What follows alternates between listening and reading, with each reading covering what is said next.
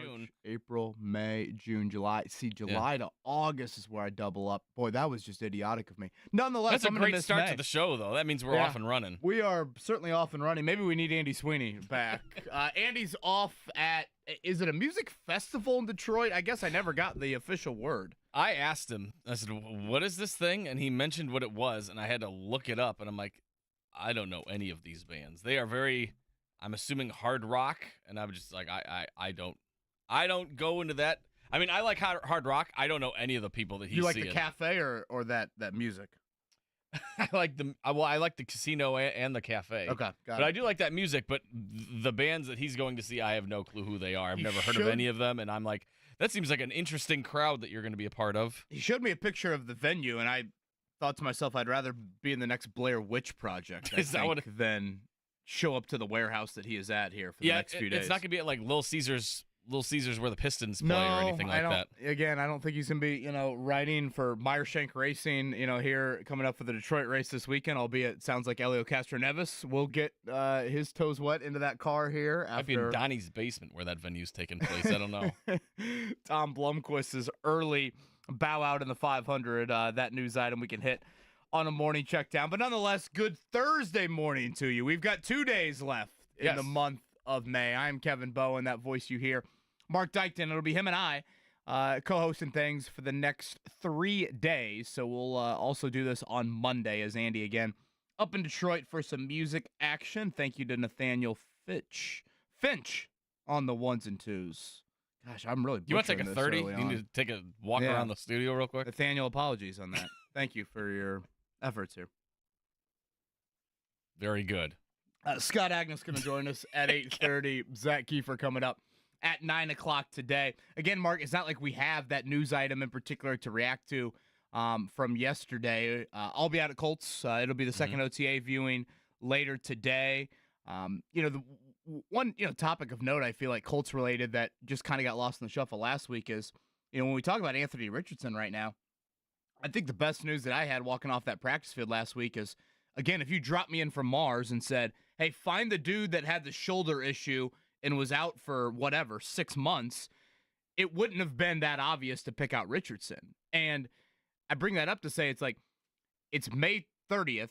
You're not talking about his rehab and his workload and ramping up and, he's going to practice today but not tomorrow, and we'll see how, where he's at come training camp. No. You're talking about Richardson like you talk about Joe Flacco, Sam Ehlinger, any of these other guys. You're talking about him improving as a quarterback. And I think that is really important here in the offseason of you're not focused on the rehab. You're not focused on the injury situation. He needs development as a quarterback. And I think you're mainly talking about that, which, again, for guys coming off season-ending injuries, that's not always a given. Right. Yeah, they'll be on, pitch counts or whatever during these kind of warm-ups because they don't want to overwork them or they don't want to stress out their issues and everything like that. So it's good to see that he's basically full go. There's been no, that we know of, slowdowns or step backs or anything like that. He's handled it well so far. I mean, will that change in training camp when things get a little more physical? Maybe, but for the time being, it seems like both he and the Colts are saying we're full go, we're ready to go, and he's 100% from everything we've been told. So again, the Colts will conclude their offseason program this time next week. It'll be a mini camp, 3-day mini camp, and that's it until they convene at Grand Park, thinking July 23rd, 4th-ish, something around there for the start of their training camp. Again, when that schedule gets announced, we'll certainly toss those dates your way. But that's what my agenda looks like later today. The Fever back in action tonight. Boy, do they need a win. Yeah, it would be nice to get one. 1-7, not exactly the start that we all thought that they were going to get off to, and a tough one the other day when they played the LA Sparks, and then tonight they faced the Seattle Storm. So hopefully they get one. They could use one. Be curious to see how many Colts and Pacers are in the house for this one, but they need to win desperately because the season, like you said the other day, there's only 40 games. This will be the 9th game, and they need some wins. One win out of the first 8, not going to get you to the postseason. Yeah, and they haven't really dealt with, really injury issues much of this season. I know Kelsey Mitchell missed a lot of training camp. I want to say maybe the opener she missed as well, but the injury report a little bit longer tonight. Erica Wheeler is going to be out for personal reasons. Tammy Fagbenle is going to be out 2 to 3 weeks with a foot injury, and she's actually one that feels like whatever. She plays a little bit better alongside of Caitlyn Clark, can get up and down the floor. That, I think, is a notable loss for the Fever. So, as Mark said, 7 o'clock tonight. I think it's a WTHR game alongside Amazon. Yeah, I believe so. I think you're right there. I think there will be a local broadcast. You won't have to go to your Prime app or anything like that. Yeah, but I guess, anyone out there, I guess, whatever, for some reason, wouldn't have WTHR. You can get the action there on Amazon Prime. So Fever playing tonight, and then again on Saturday. That'll be a noon tip for them. Angel Reese and company in the building on Saturday. That'll be a good one, I think. Afternoon. Yeah, I would think that would be noon tip time. I think that would be kind of a prime spot there. Scott Agness coming up 8:30. One thing I do want to toss Scott's way, Mark, when he joins us is, I think when you start to get into the Pacers debrief here, the offseason, I'm such a big proponent of listening to calls. What do people think of our roster? Mm-hmm. What do people think of the guys that, you could be high on, but again, do other teams maybe view them in an even higher light? And Andrew Nembhard, I think, is kind of the poster child of it, because to me, he seems best suited to be a point guard in the NBA. He's not a point guard here. He's not going to be a starting point guard here. So how do 29 other teams look at him, and in terms of, is this a sell high opportunity on Nembhard? And I think when you look at Nembhard, Benedict Mathurin, and Jarris Walker, if you're going to go back to Rick Carlisle's comments with us earlier this week, we've got to get a star, either internally or go get one outside your own building. That, to me, I think is an interesting question that I want to ask Scott. League-wide, who do you think is most attractive to teams? Is it Nembhard? Is it Mathurin? Or is it Walker? I tend to think the first two are probably in a different category. And again, is Nembhard, is this Austin Crozier playoff type run where, he blossomed for a couple games, but in reality, that's not necessarily what his value is? I just think it's critical for the Pacers, even if they do think very highly, which they should think very highly, of Andrew Nembhard. I think it's important that you don't be closed-minded and all of a sudden think, no, we're not going to answer calls or field calls or anything like that. I think you listen long and hard and see what is out there. Yeah, and I think of the players that were in the Pacers playoff run, he boosted his stock the most out of anybody. If you're asking my opinion, I mean, you heard his name called so many times. He was knocking down big shots, mid-range 3-pointers. He was doing it all. I mean, obviously, most of the league is may have seen most of the Pacers during the playoff run. They didn't maybe see him during the regular season as much and all that. So you're seeing this guy. Who's this guy? Where did he come from? Who's this Nembhard guy? And I think he definitely boosted his stock, and he's probably going to gain the most league interest around that could garner maybe some trade value for the Colts or for the Pacers and everything like that. So it'll be interesting to see what exactly offers like that would garnish for him. But like you said, I think of the players that you mentioned, he's boosted his stock the most league-wide, where I think you can get the most trade value for him. Whether or not you want to pull the trigger and do that is another situation. Did you guys ever do the personalized onesies with any of your children? Oh, I think with the first one maybe, and then it kind of got handed down. Yeah, I don't know if it's like an Etsy sort of thing, but it's one of those where, and maybe it's not necessarily personalized, but Daddy's #1 Indy fan. Someone got us that for Rosie for her. Yeah, we had like the Cubs thing, and then we're Polish, so someone sent us like a little pierogi one and everything like that. So, I got Andy, Giants fan one for little gas there. I'm thinking, and I don't know if financially we should be the ones doing this, because just look at how much money this human's making. He probably doesn't need any new onesies for his young boy. But you think we could chip in on a Scotty Scheffler onesie for the baby? Daddy is free now. I thought you meant orange jumpsuit or something like that. Well, maybe orange jumpsuit. Mugshot. That would have been good for Saturday or Sunday at the PGA Championship. But now that he's free, and we won't have to watch that on C-SPAN or anything, the whole court process play out in Louisville. U.S. Open in a few weeks. Can we get that? Daddy is free onesie for Scotty Scheffler's son? Like a pack of smokes under the sleeve and everything like that, like a pack of Marlboros. I like that. I honestly would like I'd like the lawyer to have his mugshot. Did you see Steve Romines' comments yesterday when asked about? I did not. Scotty Scheffler. He was, he had no time for any leading questions from the Louisville media there. Yeah. Interesting. Mm-hmm. Did Deputy Gillis made like any comments or anything like that, or is he Yes, kind of like he did. hidden? Yes. Hidden So off in again, the yesterday distance? the charges officially dropped on Shocking. Scotty Scheffler. There, Totally yeah, shocking. boy, I really thought that video evidence was incriminating for him.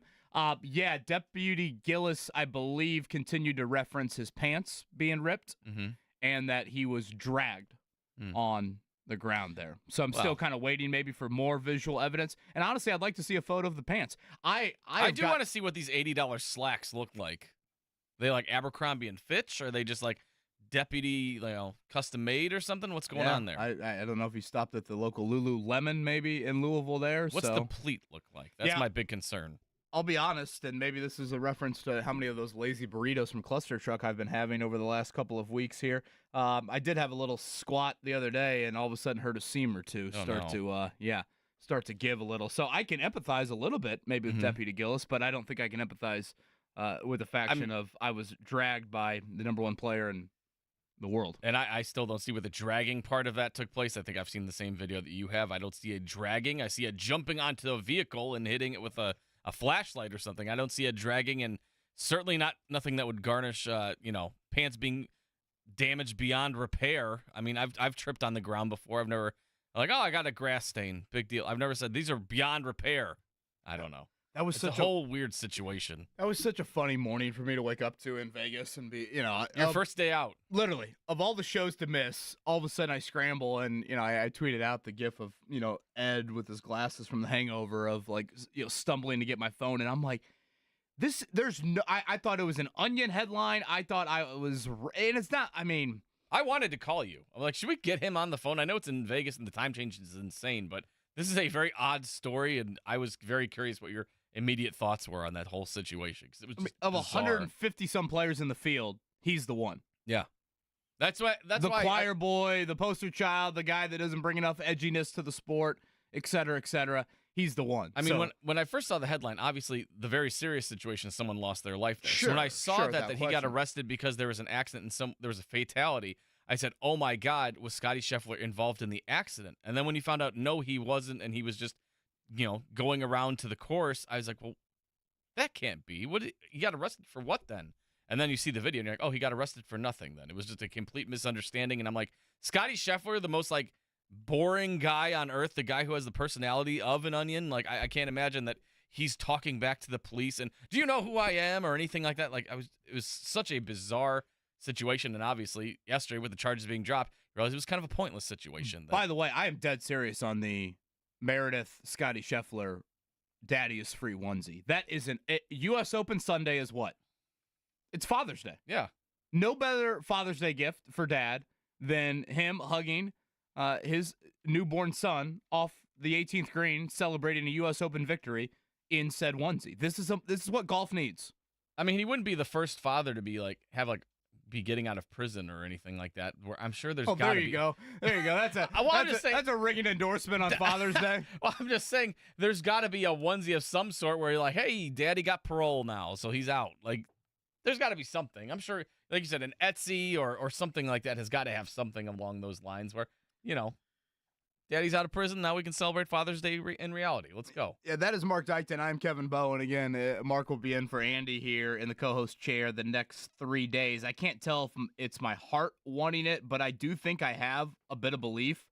I really think Minnesota can make this very interesting. Tonight will be game 5 of this series back in Minneapolis for this. I think the Timberwolves come back and win the series. Whoa. Okay, I was gonna say maybe they win Game 5. I don't think I'm going there. You think they're rattling off 4 straight? I don't know. I mean, I would like to see them get a win here in front of their home fans and everything, but I think it's a lot of my heart wanting it, and honestly, it's the sheer shock of is this still a stat? Have we still not had a single team erase a 3-0 deficit? Right. And I was thinking about this a little bit with the Pacers-Celtics series, but I think it's a little bit more when you have Minnesota-Dallas and it's the home team, the team that has home court advantage for the series. When they are down 3-0, getting game 4, now, of course, you have game 5 at home, game 6 on the road, game 7 at home. That's how the rest of the series looks if you're able to keep on extending it. So certainly you need to protect home court tonight. Game 6 then all of a sudden shifts to all the pressure's on Dallas. Because now they've lost 2 in a row. It's their last home game in the series. If they don't get that one, now they're on a plane back for a Game 7 road game to have to win a 3rd road game in the series, avoid the embarrassment of being the first NBA team to blow it 3-0, and, of course, have their season end. I say the statement, and I'm like, yeah, Kevin, look at you. You're walking out on the ledge. Yeah, big time there. But I'm also like, I feel like that's so much of my heart wanting this to happen and not having to wait a full week. Because, again, if Dallas ends the series tonight, we have no basketball in the NBA until next Thursday, June 6th. That would be game 1 of the finals. Yeah, I mean, again, I would like to see them get a game tonight. I don't know if I can go that they're going to rattle off Thursday, Saturday, Monday wins and everything like you are, but I would be happy to see it.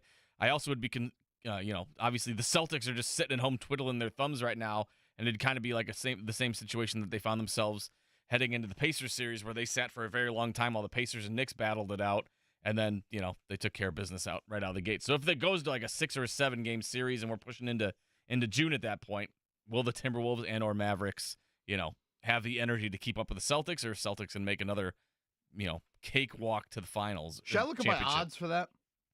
Probably about the same as Tiger winning the PGA Championship. Geez, Nathaniel, I don't think we needed that at 7:17 in the morning. You're looking for the odds for what? For the Timberwolves to come back and win the series? Yeah. I mean, they have to be pretty solid, I would think. Plus 420 right now. Gosh, I thought it'd be even a longer shot than that. That's all right. So for those unfamiliar, if I place $10 on the T-Wolves to win the series right now, I get $42 if that happens. I feel like I need better odds than that. Yeah, I mean, I thought I was walking out on more of a ledge. Is there a boost there for you or something you can use? Because that's not something that's going to wet my beak enough to want to put some money in on that. 4.5 point favorite Minnesota tonight. Again, that will be an 8:35 tip Western Conference Game 5. Good Thursday morning to you. It's a little chilly. I'm not gonna lie. I mean, it's obviously not. I still wore shorts outside, but it's supposed to be a nice day. But the start just a tad chilly here in Indianapolis. Again, Scott Agness going to join us coming up at 8:30. Zak Keefer, who covered the 500 over the weekend. A lot of areas to go with Zach. He's going to join us coming up at 9. Benedict Mathurin comments from earlier this week. We've yet to hit on that audio. Again, I guess it's a little bit of what I just said about the Western Conference Finals. I am such a believer in wanting to see greatness out of Benedict Mathurin. I hope I'm not one falling into the trap of just being in awe of what his words were earlier this week. But I thought it was a very different sounding Mathurin in his exit interview. Certainly actions will ultimately speak louder than it. But right now the words are all we can get. And I thought there were a lot of things he said that pretty enlightening, frankly, in how he views his game going forward within the Pacers franchise. So we will do that as well. And again, look ahead to the Colts' second OTA viewing here of the spring. I'll be out there at West 56th Street later today for that. I'm Kevin Bowen, Mark Dykton, Nathaniel Finch. That's the lineup here for the next 3 days. Thanks for tuning in. This is the Wake Up Call, 93.5, 107.5, The Fan. Query and Company. Two-time Indy 500 winner Joseph Newgarden.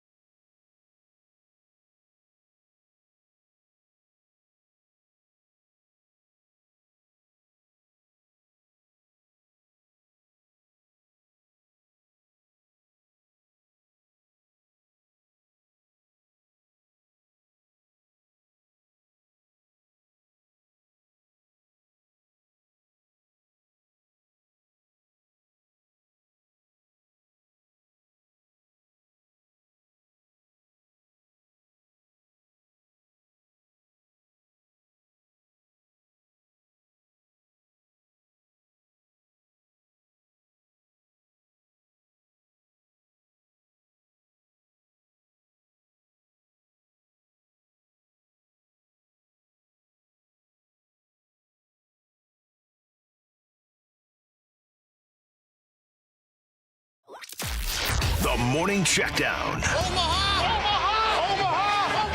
On 93.5 and 107.5 The Fan.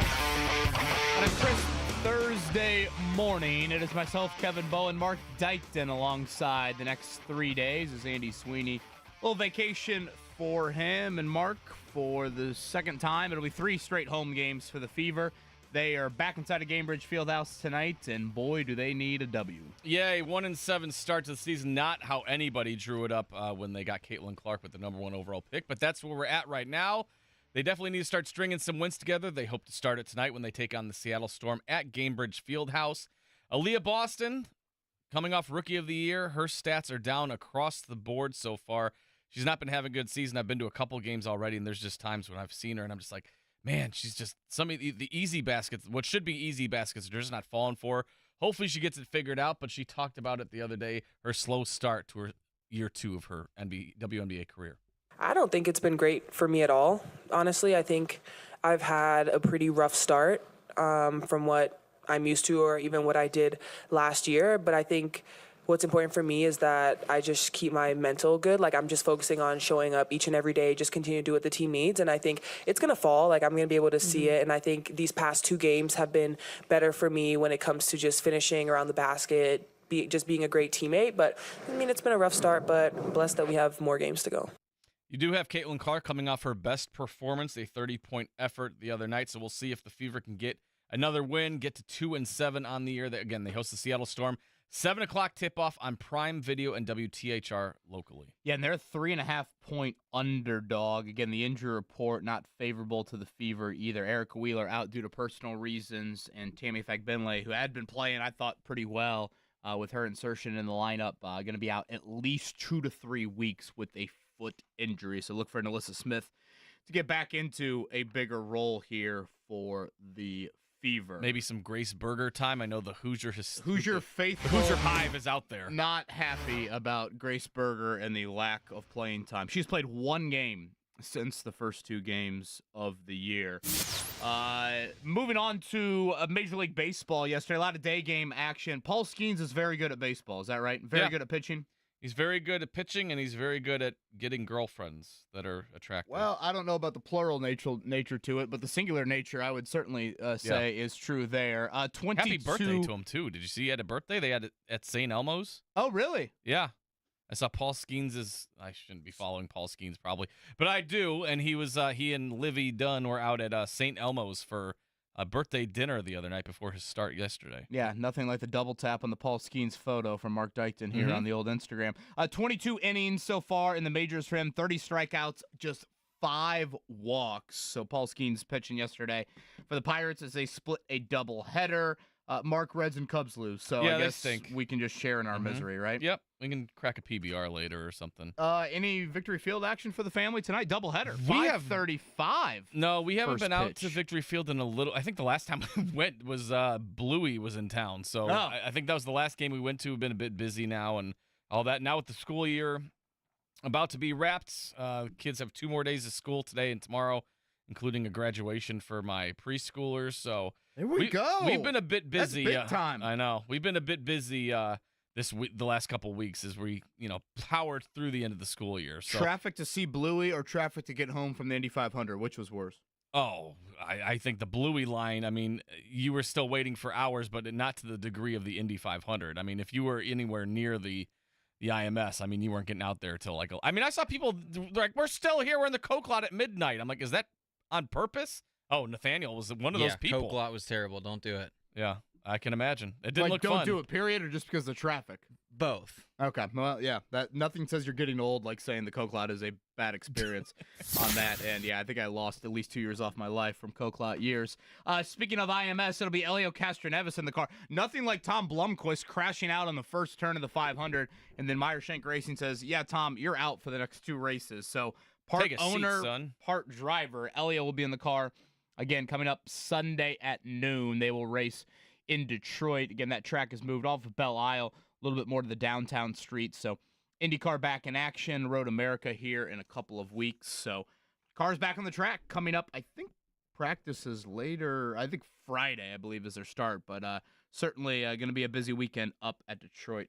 Curious if IndyCar. they like the new track or if they prefer to go back to Belle Isle. I'm curious about that. Yeah, if I remember correctly, Belle Isle was just, I don't know. You talk about difficulty getting there. Just, you know, it's not like there's a ton of different traffic routes in and out there. But, of course, that is a big race for the captain, Roger Penske's home race. Any other items on your list?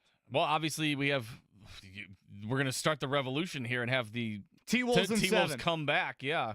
Those odds are terrible. We just talked about it during the break. Yeah, so if I they're were not to good. bet on Minnesota to win this series against Dallas in 7, that is plus 420. Just to kind of put that into context, I'd have to go back and double-check it. But I would assume the Pacers as a 10-point underdog in Game 1 of the Celtics series, that was probably a plus 420 money line for the Pacers to win that game. That's one game horrible versus to me. 3 straight wins. Yeah, or 4 straight wins. But, yeah, I can't imagine that's very good odds. Now, granted, if you would have bet it before Game 4, your odds would have been a lot better on that end. So you're not touching it then, probably, right? No, I mean, the odds are just terrible. No, they're not worth it. But I feel like my words are stronger than any financial stake in that. Yeah. So I already said it earlier. Announced yesterday, we mentioned Purdue and Alabama having a home-and-home college basketball-wise. Indiana will do something similar, although it's not going to be a home-and-home. Announced yesterday, they will take on South Carolina coming up this year at Assembly Hall. This is a Saturday game, November 16th. South Carolina, I thought, was one of the more surprised teams in all of college basketball. Last season, they were a 6th seed in the tournament. They won 28 games. And last year, if you look at it, IU's non-conference schedule, I don't know if the schedule was such an issue, but getting any quality wins off of the schedule was a clear issue. They had 0 wins of substance, and that contributed to even the few times it was like, wait, should IU sneak their way out of the bubble? It's like, go back in their non-conference. It was a joke. Right. They had nothing, particularly away from home at Assembly Hall. So IU's non-conference, again, will include a home game against Lamont Paris and South Carolina. And then they are in that Battle for Atlantis tournament this year, which is later in the month of November. Arizona, Creighton, Gonzaga, some of the teams of note there. Did you happen to see IU did one of their little, I don't even know what you kind of call it, one of their off-season events last night at Huber Winery down in southern Indiana? Did you see this? I did not. How did that go? So Mike Woodson, Kurt Signetti, several IU student-athletes at a said event. Kurt Signetti, typical quotes from him. Google me, I win. Mike Woodson had a quote last night of, in the short time I've been in college, I've learned that you win with good guards. Oh. Well, it's a good thing it's at a winery because people are probably wanted to drink after hearing those guys talk for a while. Was he born yesterday with that comment? I don't know. I don't know what's going on with Mike Woodson. And Kurt Signetti, I feel like you need to pump the brakes a little bit with the Google me and all that stuff. Like, all right. Part of me thinks Signetti is exactly what IU football needs, and then part of me is like, he might be the most delusional human being I've ever heard. I feel like that it'll depend on how they play. And there's probably a fine line in those two areas. Yeah, it'll depend on how many wins he starts getting in the fall. Because if it starts going the way of like, all right, he's strung a couple. Yeah, he's out there, but we've got some wins. Or if it goes like, we've got some losses. This guy's kind of weird. Like, I feel like it could go either way very quickly come the fall here. So that'll be interesting where you're either like, all right, keep talking. Or you'll be like, shut up, man. Let's win some games, please. I do like the little bit of the rivalry we got there social media-wise with Kurt Signetti and Ryan Walters. We probably should try and have those two on here before, obviously, college football picks up coming up this fall. All right, on the other side, again, Benedict Mathurin's comments from earlier this week, I thought they were great, frankly, and much needed as Benedict Mathurin tries to evolve his game. Could he be that star that Rick Carlisle's referencing on the roster? We'll hit on some of that on the other side. This is the Wake Up Call on a Thursday. Kevin Bowen and Mark Dykton here on 93.5, 107.5, The Fan. Wow, has it really been...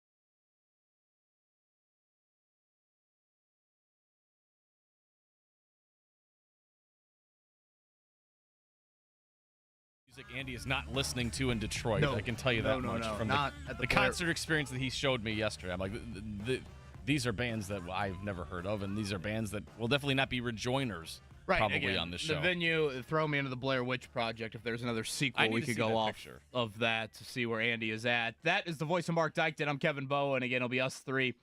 To round out the week, Nathaniel Finch being the third, and we will do a Monday together as well. Some Benedict Mathurin comments that made me excited. Granted, they are words. Actions speak louder, but nonetheless, I think they are words that Pacers fans should like. We'll play that here in a few. I have an update on your Scotty Scheffler onesie, by the way. Are you interested in some Etsy purchases, maybe? Yeah, okay, so for those that missed it earlier, Scotty Scheffler is a free man. Charges dropped yesterday. Shockingly, boy, I thought that video evidence would just have him behind bars for years to come. Those charges can't believe he's walking the streets right now. Been dropped. Well, yeah, and some would say with how he played golf last week, he didn't know how to act in the wild. U.S. Open coming up in a few weeks. Mark Dykton and I have decided that Scotty Scheffler's son needs to be wearing a "My Daddy is Free" onesie. You know, Max and Rosie and your daughters, Mark, they all have worn the whatever the somewhat personalized onesies in their life. Yeah. Notre Dame fan, Cubs fan, that sort of angle. I think Scotty and Meredith Scheffler have a beautiful opportunity here on the 72nd hole of the U.S. Open to do this with their son, and you have found one? Well, it's not like My Daddy is Free or anything like that, but, I mean, there are some options out there. I'm going to throw a couple at you. One just says county jail inmate, and it's got a serial number on it with it's a red or an orange jumpsuit option for that, for a onesie. Another one, my personal favorite, it looks like almost the when they take the mugshot, you have to hold the placard of like your information where you're at. Yeah. It's a onesie, and it says, I say sure like I've been, that I've taken a lot of these mugshots, but and my personal favorite, it's a onesie with the placard and it says, "I just did 9 months on the inside." I like that one. That's pretty good. Yeah, I like that one. Is that the early favorite? I mean, I think it has to be. It's my personal favorite. I don't see ones. The only other one I see that, but it would probably go if Deputy Gillis had one. My daddy can arrest your daddy. I would go with that one if you're in the Gillis family lineage. But sure, I like the orange jumpsuit with the placard. That one is my personal favorite.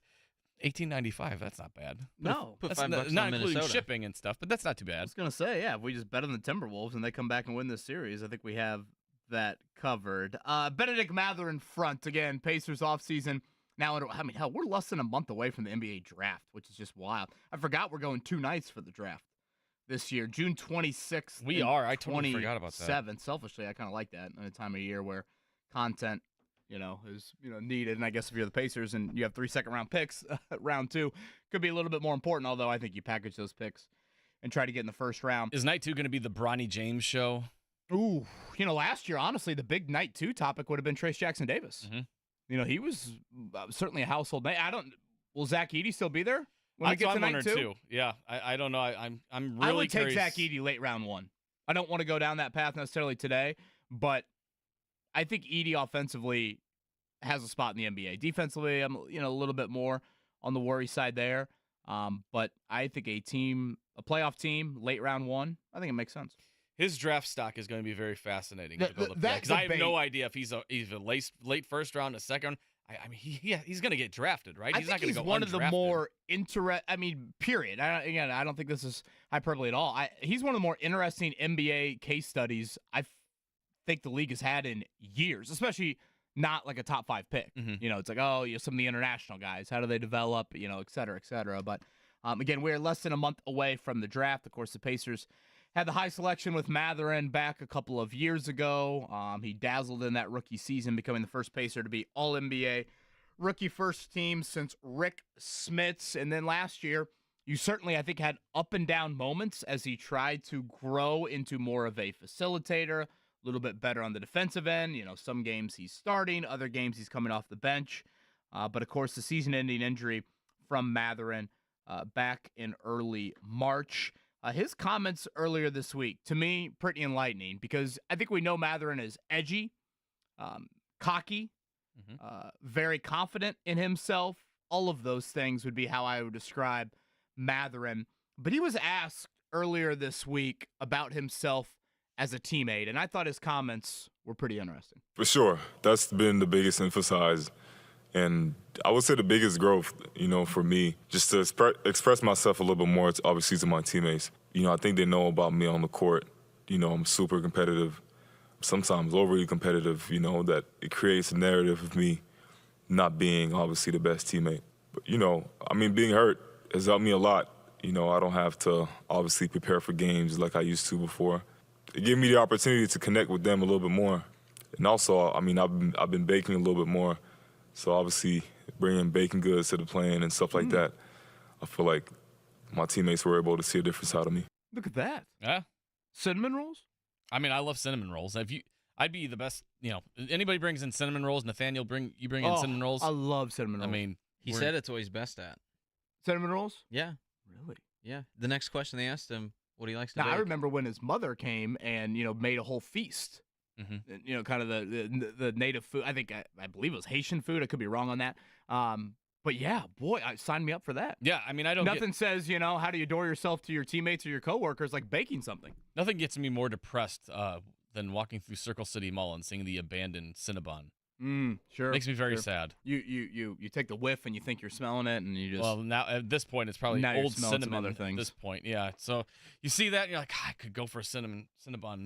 I guess not. So maybe Benedict Mathurin can whip us up some at some point. The other Mathurin comment stood out to me from his exit interview was him talking a little bit more about being a facilitator and just being the extra pass guy. Because I thought pre-injury, he really had taken some strides, almost like post All-Star break. Uh-huh. It was really just a couple of week period there.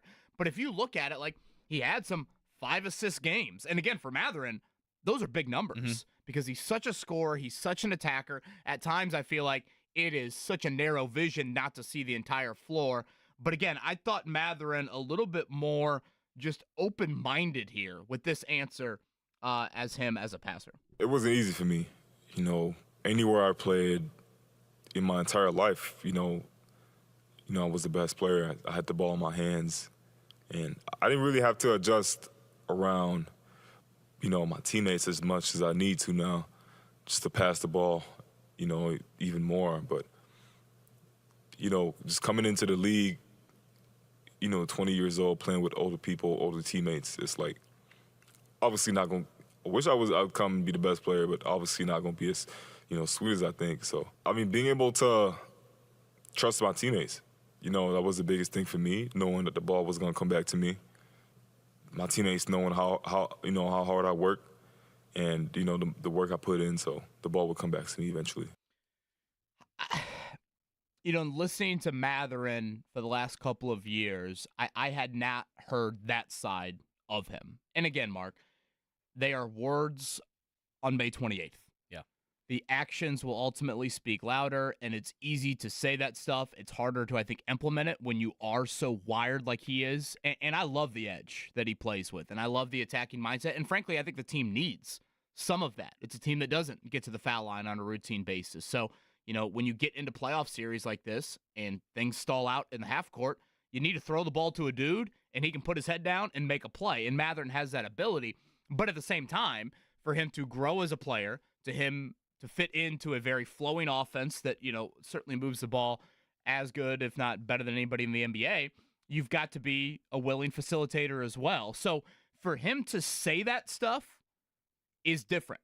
And to me, it's a step in the right direction. And again, obviously, we'll see what happens when the fall rolls around. But I just think that Mathurin, him pointing out his age, him pointing out some humility, those are all positive signs that I think you want to hear from him, a guy that obviously has, so many pretty unique gifts to playing the game of basketball. I think it's also, it's the perspective he gained from being on the sidelines for so long through this entire playoff run. He sees how the team is running without him, and he's got to think to himself, okay, now what can I bring to the table when I'm fully healthy and I get back on the floor with this roster as it stands? Assuming they bring back Pascal Siakam, if they do very minimal in free agency and all that stuff, it's basically a team running back situation. How does he figure into that roster? Is he going to be coming off the bench? Rick Carlisle talked about how he's going to have to earn minutes and everything. He seems to be very open that, yes, I probably will have to do that and come off the bench to start and everything. Can he crack the starting lineup? I don't know.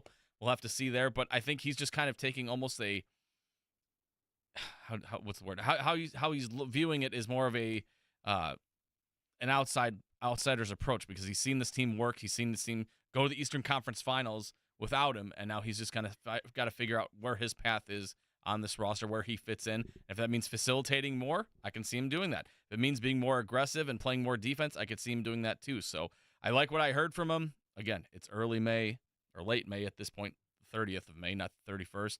But it's a very interesting situation. It'll be very curious to see how he handles, the rev-up period and all that stuff, and when he is fully healthy, how he gets back on the court and how he reacts to these teammates that have now gelled in the playoff run that he didn't get to experience. Yeah, I think those are some mature comments from him. Yeah. And, I think ultimately what you want to see out of Mathurin is for the scouting report not to be like beyond obvious for him. Because right now, if you're the Celtics and you're defending Mathurin, he's going to drive and that head's not coming up, folks.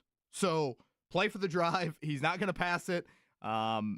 Just know that. And now can you evolve to be like, wait a minute, did Benedict Mathurin have 5 assists last night? Like, because there is so much attention to him, because he has already shown the ability to be a very good driver in this league. And again, offers something that the Pacers don't really have. So I would have loved to seen him in the playoffs. So that is one of the things that always stuck out to me this whole playoff run. I was like, man, I really want to see Benedict Mathurin handle that Madison Square Garden crowd and see just how he was at under that pressure situation. Because I felt like at times when we saw Tyrese Halliburton kind of shrivel when the pressure got big, I feel like Mathurin would have taken that pressure and wanted that kind of crowd energy and all that stuff and fed off of it. Well, just and think it was about just so disappointing that he didn't get that experience. Think about the scoring droughts you had late in the Boston games. And again, having a guy on your team that you just throw the ball to, and he is going to, at the very least, go get you a bucket. He's not one that's throwing the grenade to other people.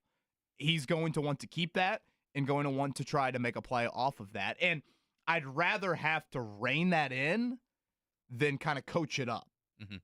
And so I think it's important. And clearly, again, those comments to me are pretty enlightening in that he has understood, what growth is needed, and certainly on the other end of the floor. And he talked about that as well in his exit interview.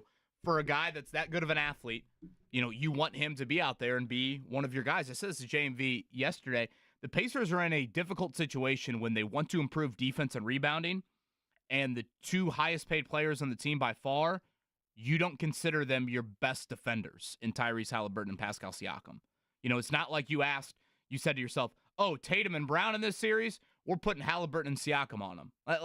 No, that's not how the Pacers are built. So guys like Nesmith and Mathurin and Nembhard, Jarris Walker, I mean, it vital for this team moving forward if some of those guys can be the answer. Scott Agness is going to join us here coming up at 8:30. Should the Pacers listen to calls on Andrew Nembhard? And also, is it just like a foregone conclusion? Pascal Siakam's back. I mean, the Pacers can offer him the most money of any team. By far. What would be the reason the Pacers would lose Pascal Siakam? Couple questions to throw Scott's way. We'll get back into the Colts conversation on the other side. Good Thursday morning to you. Thanks for tuning in. This is the Wake Up Call. Alex Scott was a 4-year-old cancer patient who decided to help find a cure for kids' cancer with a lemonade.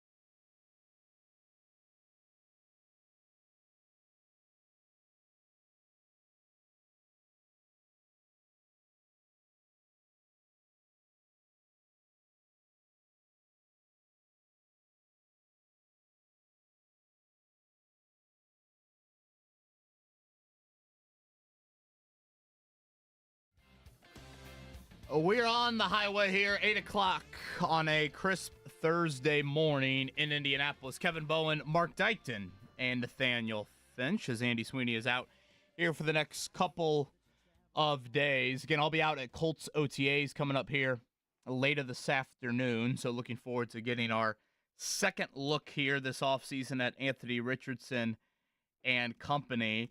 Nothing says degenerate, Mark, like getting a email yesterday of Week 1 opening NFL lines. Hell yeah. Want to take a stab at Colts hosting Texans? What that Week 1 line looks like? I will say the Colts are 4.5-point underdogs. Is it 1.5? Nathaniel Finch from left field. That's what they usually are against the Texans, within a point. 1.5-point underdog. Wow, that's it. In that one there.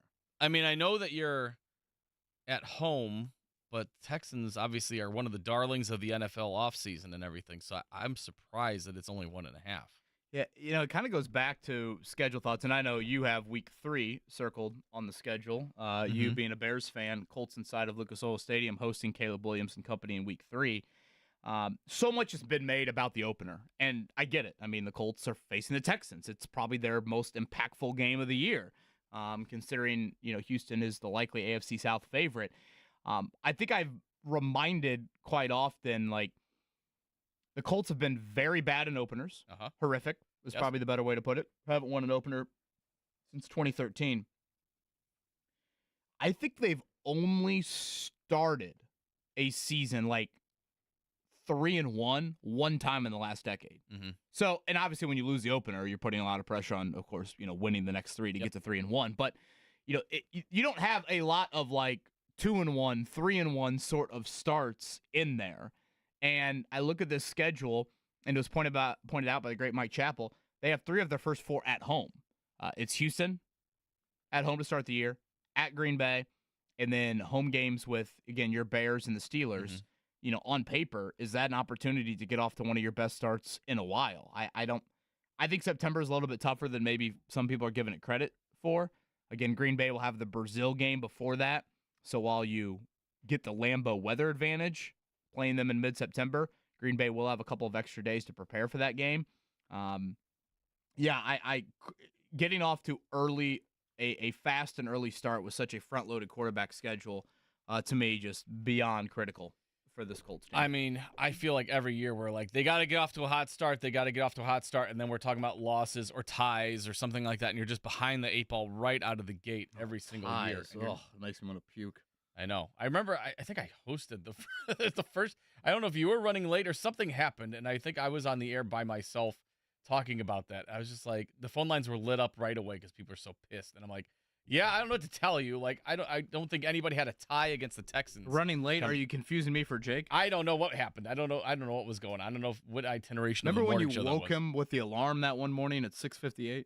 Yeah, I never heard a more groggy Jake query. Hello, you woke me up. I'm like, well, it show's on in 5 minutes. Oh, I'll be there shortly. I'm like, okay.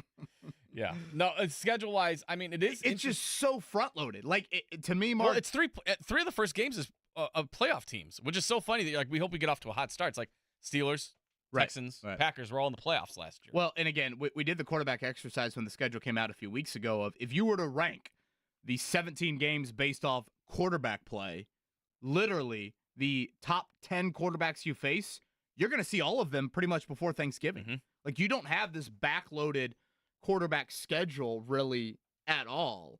I also think an interesting note with the schedule. Now, someone pointed out to me, hey, 3 of your first 4 at home, that means great tailgate weather. So, hey, for fans out there, great tailgate weather. You got to love that. Better weather than our shrimp cocktail eating contest weather. That was like, what, December? I forgot about that. Yeah. Congrats on that W there. The championship is on my desk if you want me to go show it to you. You have the belt here? I still have it, yeah. It's here. I had to show it off. I've never had to defend it yet. I'm more than happy. Yeah, that's kind of disappointing they haven't asked us to come back to that. That was when Jake faked COVID. Maybe it was our poor effort, or you had the performance-enhancing milk that you pulled out of your pocket. Yes, Joey Chestnut told me to bring milk. I was not given that advice. I still won. Yeah, I know. I don't. It's still sitting in my stomach. I can feel it right now. But the other thing I think is interesting to note about the schedule is, again, home heavy to start, like you just said, 3 of 4. But then once you get into October, you have 3 divisional road games in a 4-week stretch. Yeah. So again, I think you can look at these things very glass half full and say, hey, you're bringing back all your coordinators, all your play callers. You're bringing back all 22 starters, really. You should be in an advantage spot to play well early. You're a team that won 9 games with your backup quarterback playing the majority of the season. Like, continuity has been what has defined, really, the Colts offseason here. Run it back, however you want to describe it. So, again, whereas other teams, they might be implementing new personnel, new systems, et cetera, the Colts aren't in that boat. So you can look at it glass half full that way. You can also look at it and say, you really need to get off to a good start. Because, again, 3 divisional road games. You're done with your AFC South road slate by Halloween. That is a very unique aspect to the schedule.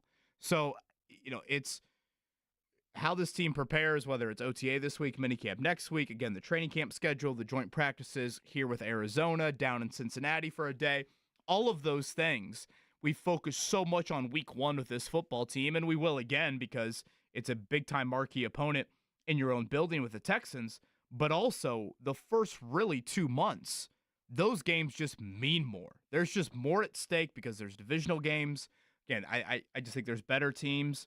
It's a very interesting schedule compared to most years. We're not used to, again, the front-loaded nature to having so many great quarterbacks when you compare them to other QBs on your schedule, and the fact that you're going to play so many divisional games, particularly away from home, early in the year. Well, and then looking at the schedule, I mean, the final 10 weeks of the season, obviously the bye is included in that.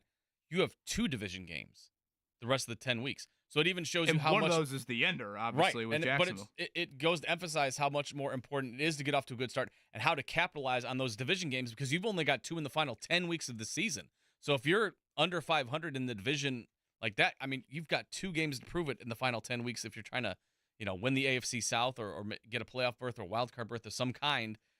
2 division games in the final 10 weeks. That's how front loaded it is. That all the division games are basically in the first half of the schedule. So it's just like, man, it is a very odd schedule how they laid it out. But like you said, the onus is going to be on the Colts to finally get off the schneid and get off to a hot start to start a season, which they haven't done in God knows how long. 10 straight Sunday 1:00 games to get you going on that.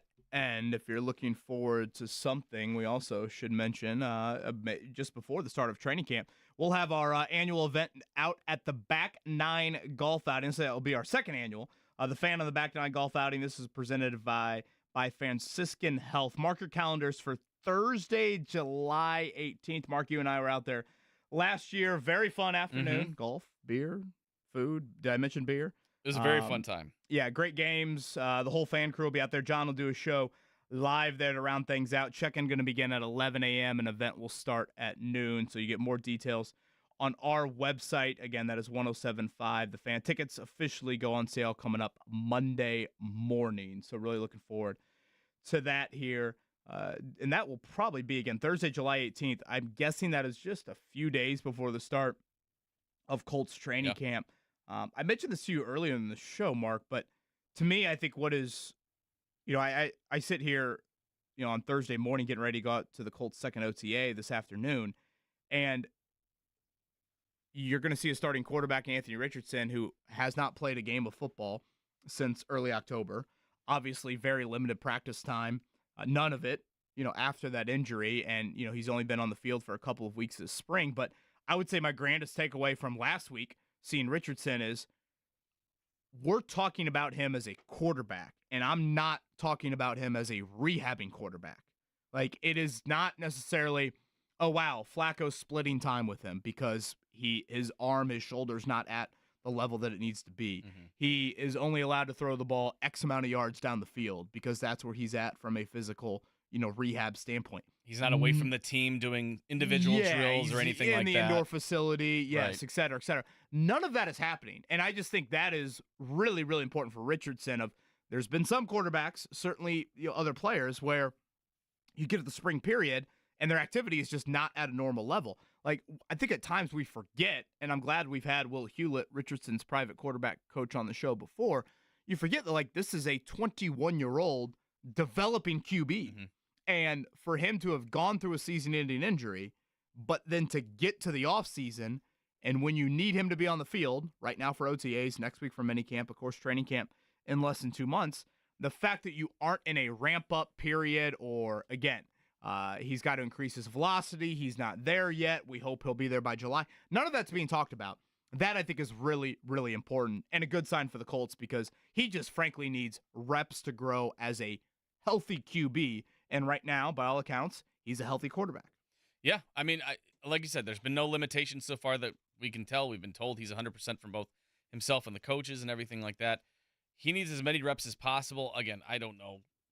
We're shooting this way out there, but like when we get to the preseason, is he going to get a lot of reps? Are you going to see mostly Joe Flacco or some backup guys and everything like that? I'll be very curious to see how they handle that because obviously he's a second-year quarterback, but he missed so much of his rookie season. How many reps do they want to give him in the preseason to kind of rev him up for the regular season? I'll be very curious to see how they divvy that up. If they keep him out, I don't know. I mean, I feel like you need as many reps as you possibly can in the preseason since you missed so much time, but it'll be interesting. I hope there's no restrictions going forward. I hope once we get to training camp, there's no restrictions there either. So all sales ahead so far. I'm very excited that he's fully 100% and hope it stays that way because the Colts need him. Like you said, one of the most indispensable Colts on the roster. Second OTA look at the Colts here coming up later this afternoon. We'll be out there for minicamp next week. And so far, as we sit here on May 30th, again, cornerback and safety, they have not touched that from a veteran free agent standpoint. It looks like they will go through the full offseason program without that. So great opportunity for some of their young guys. Yeah, I wanted to float that by you a little bit too about like, you're obviously out there. You've seen it up there. And obviously they aren't making very many roster decisions. They seem to be set with the guys that they have. Are there any veterans on the roster where you say come training camp, they could be some position battles where maybe, some guys their positions aren't as tightly wound as they think it is, that it's not a secure spot on the roster on the 1s and 2 on the depth chart? Yeah, I mean, corner and safety we've talked about the most. I would also, I think tight end is wide open. I think so too. I feel like it's been like that the last couple of years. No one has stepped up. So yeah, tomorrow I always enjoy talking with George Bremer from the Anderson Herald Bolton, covered the Colts for a long time. We're going to have him on the show tomorrow. And a question that I want to throw George's way of like, all right, if we were to cut this roster to 53, and obviously we will do that here coming up in a few months, how many of those 53 guys are on the roster right now? Right. Like, I think if you ask Chris Ballard, you ask some Colts people, they would say all 53. Now, inevitably, there's an injury that occurs in camp that probably leads you to signing a free agent. But I don't, again, and I probably speak more specifically, Mark, on corner and safety, I don't necessarily think that they view it as, hey, we're going to end the offseason program, go out and get this veteran Steven Nelson, Stephon Gilmore, whoever, Justin Simmons, and that guy's going to walk in here and, be a whatever, maybe a starter for you, or at the very least be on the roster. Again, that is different than how we've looked at the Colts, or frankly, looked at a lot of NFL teams this time of year. So that, again, that's something I think to keep on monitoring because they did this song and dance last year. They went through the spring. They felt good about a guy like Darrell Baker Jr. and then turned around. They got to camp and, we saw how the year played out. Are they going to do that again? Do they feel like they're playing with less fire than they did last year? Because some of these guys, i.e. Jalen Jones, i.e. Juju Brents, they're a year older than that.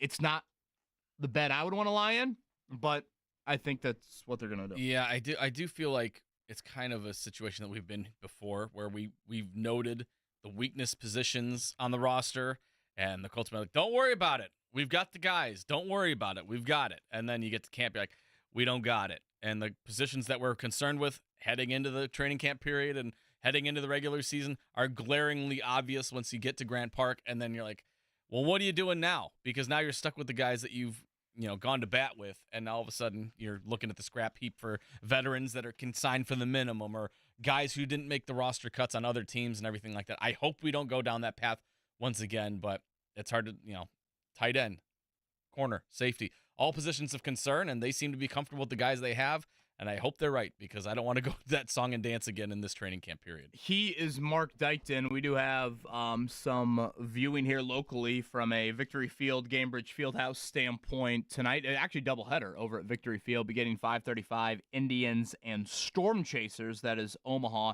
And then they always come when the rain is scheduled. It is wild how they're by that nickname, and there's always like rain in the forecast. Is there rain in the forecast? I thought tonight was supposed to be perfect. I don't know the best weather. Do we have app to talk about weather for the second straight week? I don't know the best weather app to use anymore, but I mean, I'm on WeatherBug. I got rid of the Apple Weather because I'm sick of it. It looks perfect tonight. I don't know. I'm seeing forecasts. You might get rid of WeatherBug. It sounds like, Mark. Well, I mean, this is for Saturday, Sunday, in next week and everything like that. Let's focus on the present. We got a weekend series coming up here and everything, so I'm just saying I'm confused about what weather app to use and everything like that. It looks like there's rain in the forecast. I hope that's wrong, but it feels like every time the storm chasers are in town, there's not a storm not too far behind them. So we'll see. No weather worry again inside of Gainbridge Fieldhouse tonight. It'll be the Fever taking on the storm. I mean, how about that?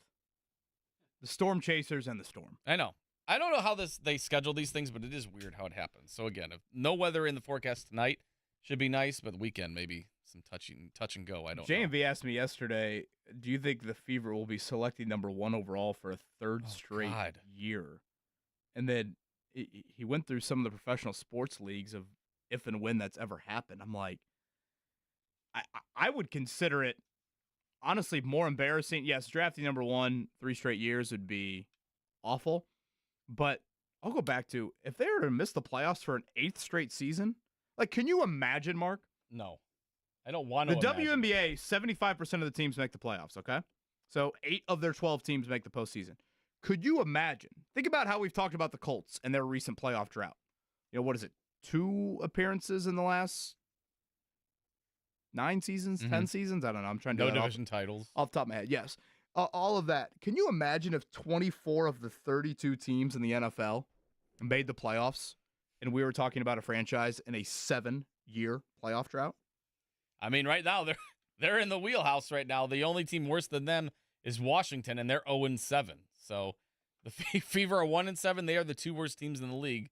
Well, that was the issue with the other night. They played a 1-win team in the Sparks, who they had already beaten, and they lost that home game. So, and again, injuries starting to add up a little bit here. I mean, they have played the most games out of any team in the WNBA, but it's been a difficult and a heavily front-loaded, but the season is 40 games. I mean, it's a sprint. You're 1-7 right now, and you're winless at home. If I looked at the schedule or the standings last year, you had to be close to 500 to make the playoffs. Mm-hmm. I mean, right now you're 1-7, so you're gonna have to flip that script in a hurry here. And boy, right now, if you're Christy Sides, the head coach, I would not be Googling your name on social. No, the Hoosier Hive is out for you with the Grace Berger. So did I see this correctly? The Hoosier Hive, they made a 4-minute Grace Berger video of her being in jail. Yeah, that's why Scotty Scheffler wasn't featured in that video as well. But yeah, there was a video that she's played un game since the first 2. Yeah, and she actually had a really, I would say, a nice finish to her rookie season. I don't know, she didn't play a lot last year, early on in her rookie year, but yeah, she's getting the splinters on the bench right now. Yeah. 1 game she has gotten in the last 5. You go to the Fever games and they have like the poster board. The kids can like draw like a sign and everything like that. And the last game we went to, there was like a family making free Grace signs with prison bars on it. So maybe they're part of the Hoosier Hive as well. But yeah, they would like to see Grace Berger get some run here, and it hasn't happened so far. And the 1-7 start isn't doing anybody any favors, but Christy Sides obviously feeling the heat a little bit. The IU faithful have cursed the voice of Christy Sides. We'll put the Tom Allen voice curse on you until you put Grace Berger in the game. Yeah. No lozenges for you, ma'am. Fever and Storm again tonight, 7 o'clock. Doubleheader over at Victory Field beginning at 5:35. Zak Keefer coming up at 9. He was actually at the Colts OTA, the national athletic voice. Zak Keefer, he was there last week, I believe, doing something Anthony Richardson related. He's at the 500 too. He's all over the place. Yeah, he wrote on. I'm trying to think. Did he write on Pato? I believe so. Yeah. Yeah. He had a bunch. His latest one was about Chris Mortensen's passing. That was very well done. Very well done. As expected. If you haven't, I mean, anything Zak really writes is tremendous work. I encourage everyone to read it out there. The more I'm thinking about Kyle Larson and doing the 500, the more I'm like, what a strong compliment to the 500 IMS. I mean, ultimately, him and the powers that be, they told NASCAR no. And they literally said, penalize me. They're like, are you really going to penalize me? What? And like, this is the greatest race in the world, in the U.S., however you want to describe it. I'm going to do it. I like that to me is such a ringing endorsement and such a compliment to what the 500 is all about, when oftentimes we've had this debate of, is it Daytona? Is it the 500? That sort of angle to it. To me, the fact that Kyle Larson has literally said, NASCAR, prove it. Are you really going to penalize me? That to me tells you, I think, everything you need to know about how he, and I think many people in the racing world, whether they want to publicly admit it or not, how they view the Indy 500. Was he Joey Logano kind of like... Yeah, he was bitching about it, wasn't he? Well, he decided the 500 was more important. Yeah, you're damn right he did. And it sounds like, we'll see again if he gets penalized or not, but Rick Hendrick thought that to a degree. Yeah, I mean, there you go. Am I wrong on this? Is 8 of 12 67%? Gosh, thank you. If you're asking me math questions, you're asking the wrong person. 67%. Why did I think if you brought 8 of 12 down, it became 3 of 4? Gosh, that's so wrong. You also thought there's only 30 days in May. That would be 9 of 12. Confused me this morning. Gosh, unbelievable. Yeah, Clay middle school math teachers are shaking their head. 67%. Could you imagine if we sat here and what is 67? Nathaniel, can you get the calculator app out on your phone? Can you do 67% of 32? Because right now, how many teams make the NFL playoffs? 14, is that right? Yeah. We've expanded it to 7 in each. Yeah. So 14 of 32. Almost 21 teams. So 21 NFL teams. Can you imagine if they had that number make the postseason, and we were talking about the Colts missing it for an 8th straight year? I mean, this isn't going to help us get Caitlyn Clark on the show, but the Fever right now are one of, if not the most laughable franchises in any professional sport. You've got the reigning Rookie of the Year and the most highly touted prospect ever on your team, and you're 1-7. You haven't won at home yet. And again, you're getting your doors blown off in a lot of these games, too. I get that the schedule is heavily front-loaded. I know they've started with some elite teams, but you've got to turn it around. I mean, I think, people have questioned, how long will, people get stale of the Clark? I don't think that is going to be the case at all. I still think she is extremely entertaining to watch, and I think over time the turnover numbers is going to come down greatly, and she's going to be a very elite player in this league, however you want to describe her. But it's unbelievable the constant losing this franchise has had here over, again, the past 7-8 years. Yeah, I'm curious how this whole rookie class is going to handle it, because it's such a quick turnaround from the whole college basketball season they just got done playing. Right. A month later, and you're then you playing throw the another Olympics in full. You've got the Olympics thrown in there, too. You got a 40-game WNBA schedule. I'm curious the burnout rate going there. Obviously, the turnovers are still an issue, and they are astronomical at this point. I expect those to come down at some point, but it's also a lot of it still gelling with your teammates and everything like that. But at some point, you got to start stringing these wins together, because this franchise has been so struggling lately, and it'd be nice to finally to capitalize on the goodwill and the popularity that they have now found themselves in. Start capitalizing and start turning it around, and And I think a big reason why we just haven't paid that much attention to it is because the WNBA playoffs occur when the NFL season starts. Yeah. So it just kind of gets lost in the shuffle of, you just kind of tune that out at the end of the year. So time to start winning some games. Back-to-back home games continue here. They'll have it's a 3-game homestand.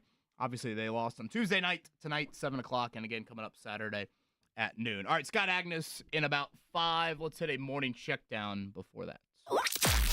The Morning Checkdown. Omaha! On 93.5 and 107.5 The Fan. All right, tonight it is Game 5 of the Western Conference Finals up in the land of Michael Grady, the land of the lakes. That will be a home game for the Timberwolves. They are favored by 4.5 over the Dallas Mavericks. Of course, they won Game 4 to keep their season alive, and I am staking a verbal claim that the T-Wolves are going to win in 7. Yeah, not a monetary claim. No. You're not touching I think that. the monetary odds stink. Plus 420 are the odds of Minnesota winning this series, so that would be a 10, if my math checks out, which clearly today it is not. And that is a $10 bet to win $42. Well, I feel like you need to put something down them, because if you're staking that they're going to be the first team Isn't ever your word stronger than anything? I don't know. You don't know how many Isn't that what you days tell are in your the daughters? month. I don't know. You don't know how many days are in the month, so I feel like you need to put. If you're not going to put money down, you need to do something. If you're going to say the Minnesota Timberwolves are going to be the first team ever to come back from an 0-3 deficit and win the series. I know. So far I failed in middle school math in the elementary knuckle game. I don't know if you guys did this, and I'm not talking about flicking quarters at your friends' knuckles back in the day. But yes, the higher the knuckle, that means 31 days. And I for somehow thought May was a higher knuckle when I did it again, and now it's a divot. Again, January, February, March, April, May, June, July, and then you repeat. Yeah. To your other hand. I mean, I've always known July that they had 31, but I could see. I mean, the thing that throws you off is, I guess, maybe the leap year. Maybe that's what did it to you. I don't know. No, I just biffed it on the calendar. Idiot here. Fever action. They are a slight underdog tonight. Yep, we just talked about it. 1-7 to start the year, not great, but they'll get back on the court tonight when they host the Seattle Storm. They need to get a W in the worst way. They let one slip away the other day against LA. They need to get in the win column and do it quickly because, again, short season, 40 games. They're already almost a fourth of the way through, and they are 1-7, second worst record in the WNBA. Tip-off is at 7 o'clock at Gainbridge Fieldhouse. Hopefully, Aaliyah Boston can get it going. Caitlyn Clark coming off a 30-point game. Let's get a win, please. Please. Let's go, Fever. Come on now. Tip off at 7. WTHR and Amazon. Those are your viewing options. I feel like with every Fever game, we have to reiterate that. And again, a noon tip with Angel Reese in town coming up on Saturday. All right, other items of note, baseball-wise. Mark's Cubs lost, so did my Reds. So stink. we can, hold hands and, absolute shame right there. The Reds haven't won a series since, I think, the first 2 of the year. Well, the Cubs, I don't get.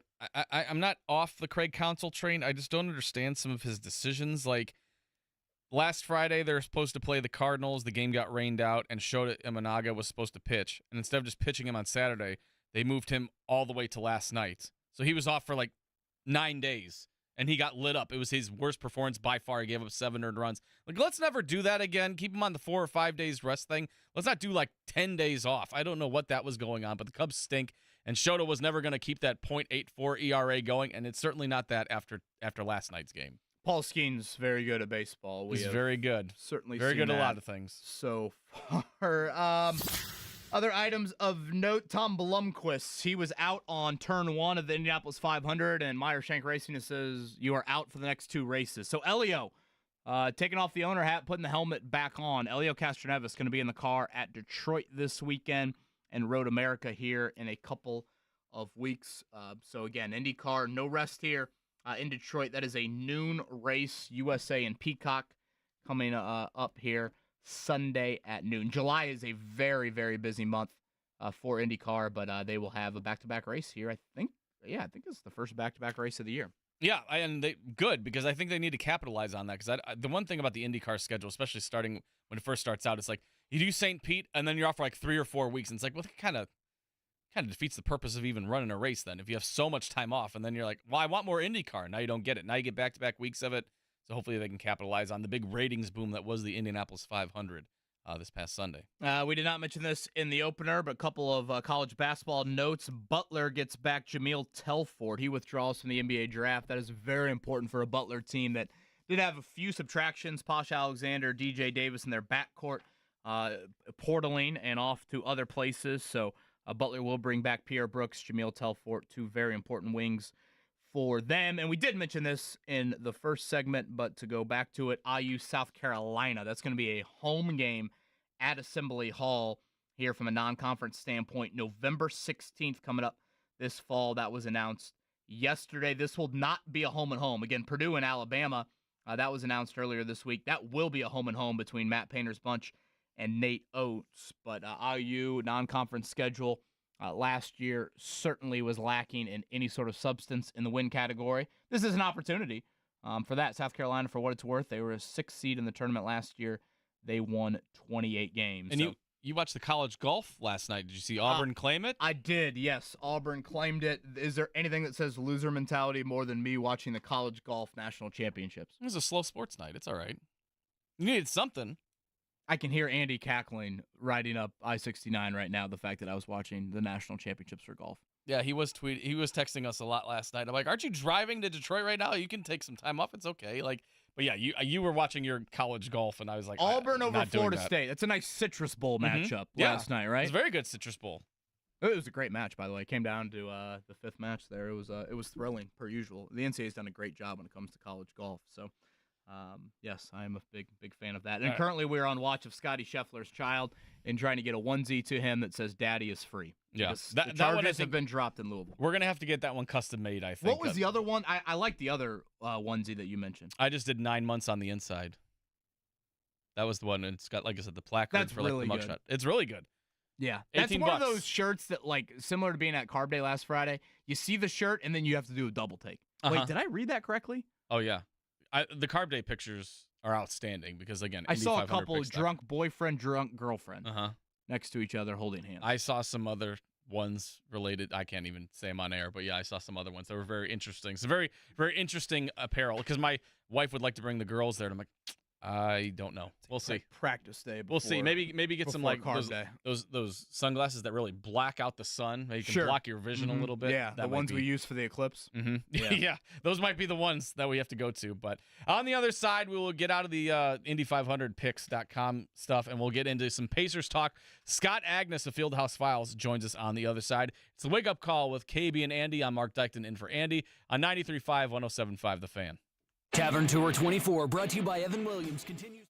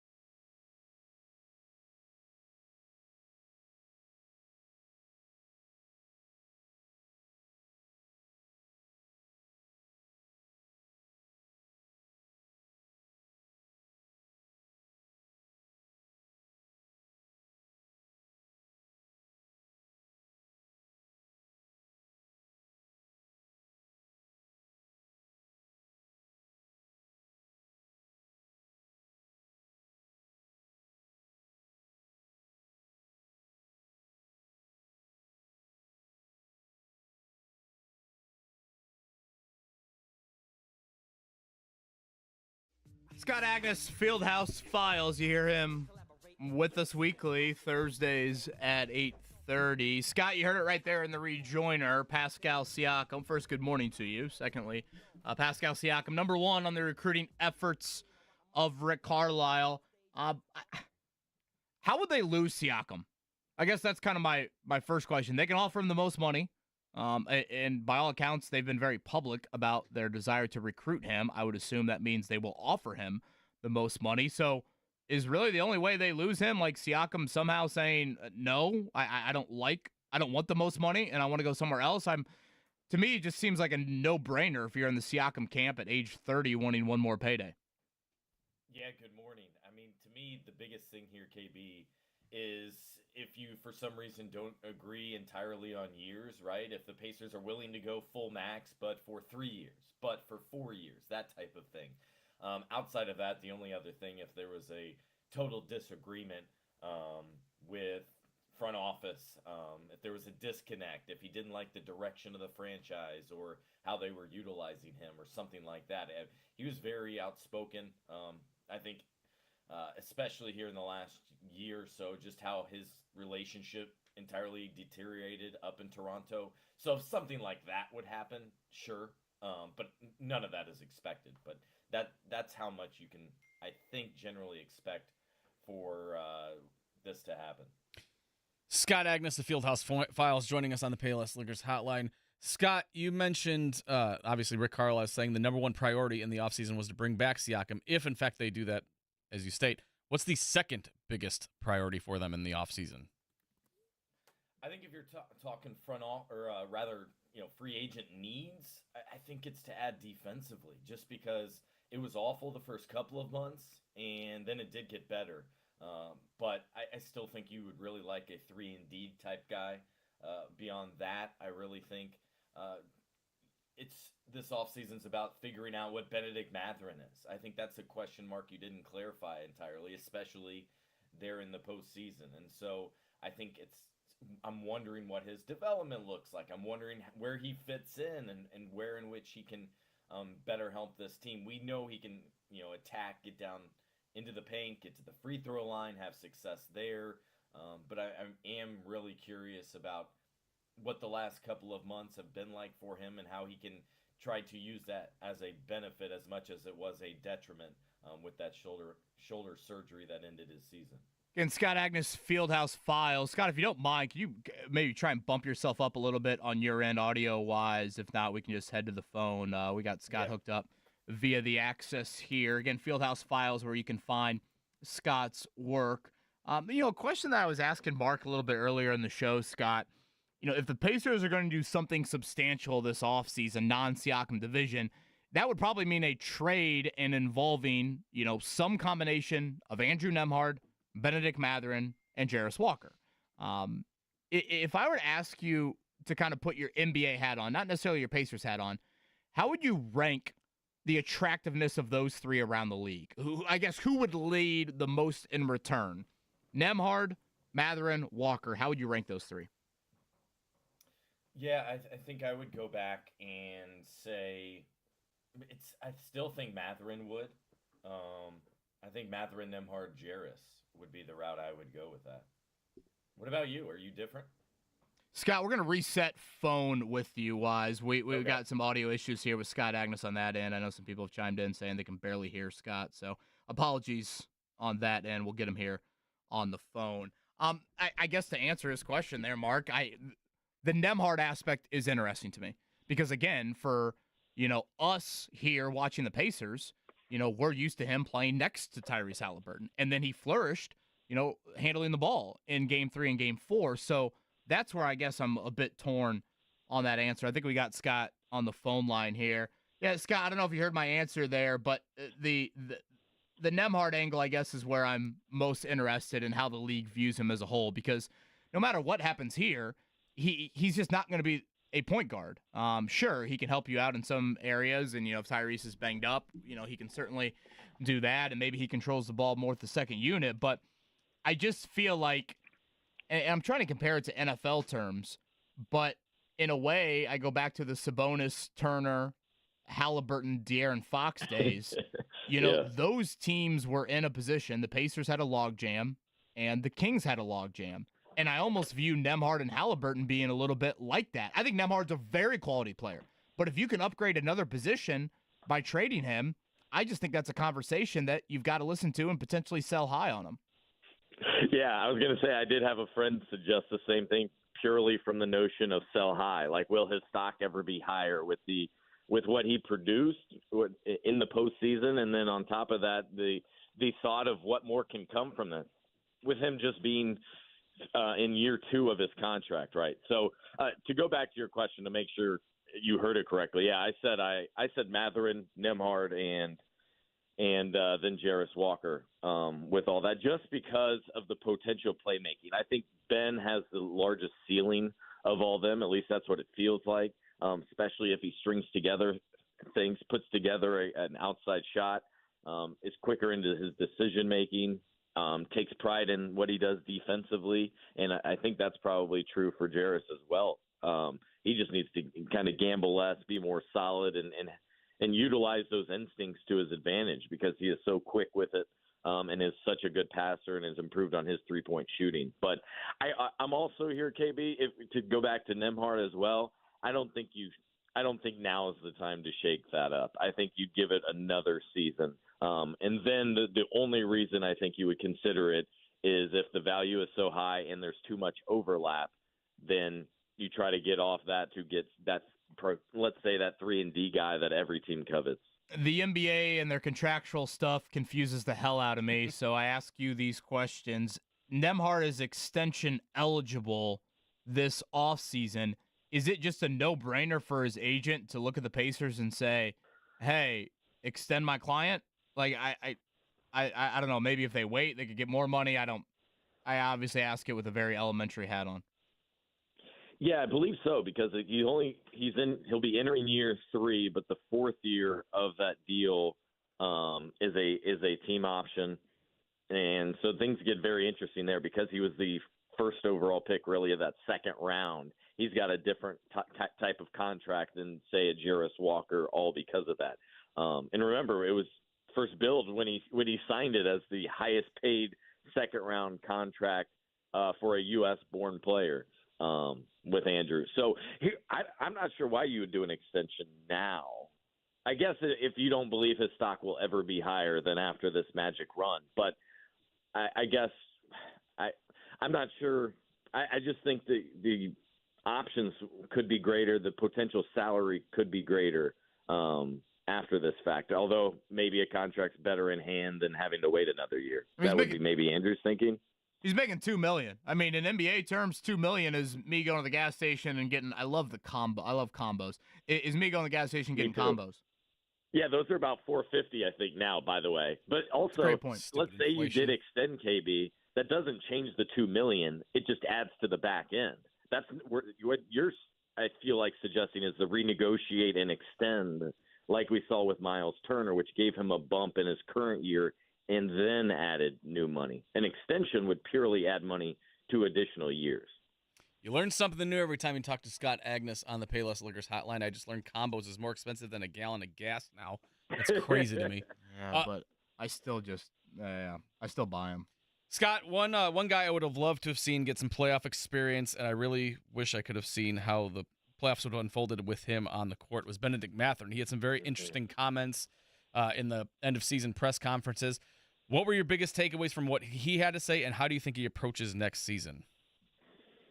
Yeah, I thought it was telling that they said he was a couple months ahead of time. That's great news. We hadn't really gotten an update on his front and what he's been up to. The fact that he looks like – it sounds like he'll go be around Team Canada but not quite be available. Andrew Nembhard is fully expected to be on that team. They were both had the option, I think, last year to be part of that World Cup team, but both prioritized development, stayed around Indy, and I think they really benefit from that. I thought that was a smart, mature decision for both of them. And then outside of that, I think it was just what Ben was able to maybe benefit and learn from, sitting back and understanding, seeing the pace of the game, seeing how playoffs are officiated, seeing how you pick your spots, and probably how much decision making and changes and schematics come in on the playoffs. And that's why, Mark, you're right. You would have totally liked to see Ben experience it for the first time, because I don't think it's not something you can just replicate anywhere. Just think about how many in-game changes were made, how many in-series changes were made, whether it was the Pacers using different players to defend guys or attacking, or opponents coming at them with different pick-and-roll options, and the success the Celtics had from the three-point line and what you do there. There's so many little things within that little, like, chess match that you would have liked to see Ben be part of. But now he's also got to continue to figure out where he fits in with this group, right? Like, to go back maybe to the first question is Andrew Nembhard now playing so well that he's got to start? Well, if he starts, how do you change the lineup? And if that's the case, like, are you taking Aaron Nesmith out and starting Ben over him, which would be a drop defensively? Like, I don't think that's a given at all. So those are among the questions that I think will have to be figured out here over the next all summer, I guess. Where if Ben has a really good summer, it's going to be hard to keep him out of the starting lineup too, though.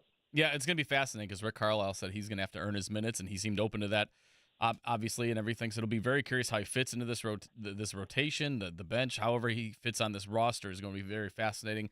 Another thing, I know we're a long ways away from next season already, but I'm very curious as to what expectations should be for this Pacers team next year, because obviously heading into the season, we're like, just don't be in the play-in game. Be like an 8 or a 7. Obviously, they were a 6 seed, but they were a 6 seed that made it to the Eastern Conference Finals. So what are realistic expectations for next season for this Pacers squad? And I don't even know, what would the floor be for what we would consider a successful season? Yeah, I think a successful season, you'd start at the playoffs. To me, now that is the new expectation. That is the new standard, and thank goodness for that. After covering 3 straight lottery selections here, I will say I hate to add the caveat that what are the expectations for next year because they got to the conference finals this year. I think so much about this postseason has been so unique, mostly because of injury situation.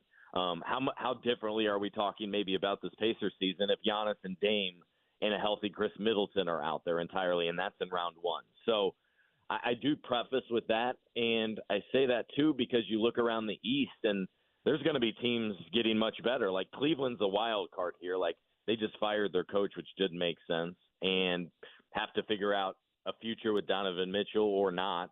Orlando's only going to get better. Philly's very interesting if they're able to add that wing guy that they were wanting to, and Paul George, I think, is a big name for that consideration as well. The Knicks, if they're fully healthy. Yeah, health is always the big thing for Joel and 76ers. But I see top 6, no question, based on where the Pacers are currently without having to make any moves and assuming you bring Siakam back. And I see them kind of in that second tier of teams in the East. I don't see them pushing for back to the Eastern Conference Finals necessarily again. I think you want to be careful that this year is not too much fool's gold. Like they took advantage of the situation. They played incredibly well, but the health factor has played a big influence, especially on Boston, where they finished each series without the opponent's best player even being on the floor. So that's what's made these postseason games notable to me. Scott will end with this, and as always, thank you. Scott Agness, Fieldhouse Files, with us. He is locked into Fever coverage as well. If I would have told you 3 weeks ago the Fever would be 1-7 at the start of the year, I believe the worst point differential in the WNBA as well, your level of shock would be what? Not too surprised at all, especially given the schedule. I think you would have expected maybe one more win within there, but that's it. So that's the realistic expectations here, both because the brutal schedule and, as I always say, there's a reason this Fever team drafted number 1 the last 2 years. There's going to be a steep learning curve, and the team hasn't even had a dozen practices yet. I think that's been probably the biggest challenge, even beyond the short time between games, is you can just tell they lack chemistry and lack continuity that you want to benefit from, and that can be so helpful for these successful teams. And in terms of throwing Caitlyn Clark, she's the biggest piece on the team, and she's been here the shortest amount of time. So this is entirely expected they just weren't set up well at all for success in the league with their schedule, with 7 games in 11 days, 11 games in 20 days. I think tonight they play their 9th game, and there's a team. I think Atlanta's played maybe 4 games to this point. Like, it just does not seem fair. Yeah, they got back-to-back this weekend, and the schedule does lighten up a little bit here from a number and game standpoint. Scott, great stuff, man. Thank you. You bet. Thanks, guys. Scott Agness, Payless Liquors Hotline. Yes, Pascal Siakam, Andrew Nembhard do have the same agent for what it's worth. And, again, I just think your ability to sell high, especially if you don't view him as a point guard, those are calls you have to listen to because there are teams that might really, really covet him. And all of a sudden, if they're offering you something that could improve you elsewhere, I just think those are things you have to listen to. Yeah, all right. You don't have to accept it, but you have to be open-minded to the possibility. Sure. Yeah, take advantage of the assets you got on your roster. All right, back to the Colts conversation in a bit. Zak Keefer going to join us coming up 9 o'clock hour. We all hear the radio ads about the IRS. They tell you to be afraid, to be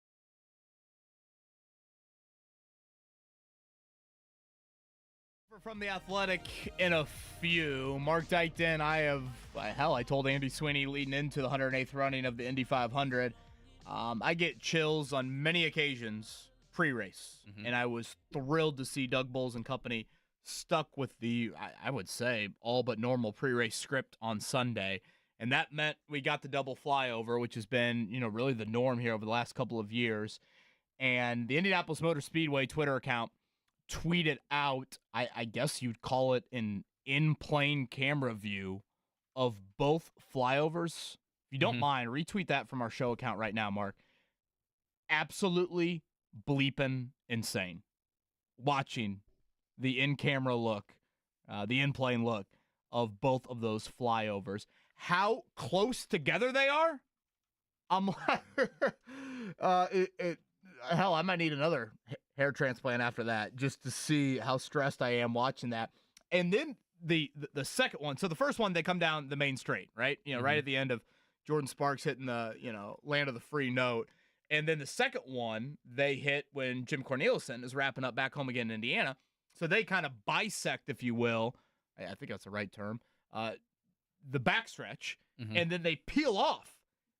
When they turn sideways on the peel off, that was cool. Oh my gosh, man! I feel like I'm gonna lose my breakfast. Yeah, I mean that video of the first one it's just the back of the guy's head, and you just see a plane above him, one on each side, and it's like how close that has to be. I mean, I can't even imagine, but it is awe-inspiring, gives you Top Gun vibes, and it is wild to see, and it is just one of the coolest moments of every Indianapolis 500. Flyovers in general rule. When you get a double flyover on Indianapolis 500 Sunday, I mean, there's nothing better. And again, that turn of them kind of going sideways, unbelievable. So the Air Force Thunderbirds, yes, just the ultimate hat tip to what they did on Sunday. A man that was in the building on Sunday as well, Zak Keefer. He joins us next from The Athletic.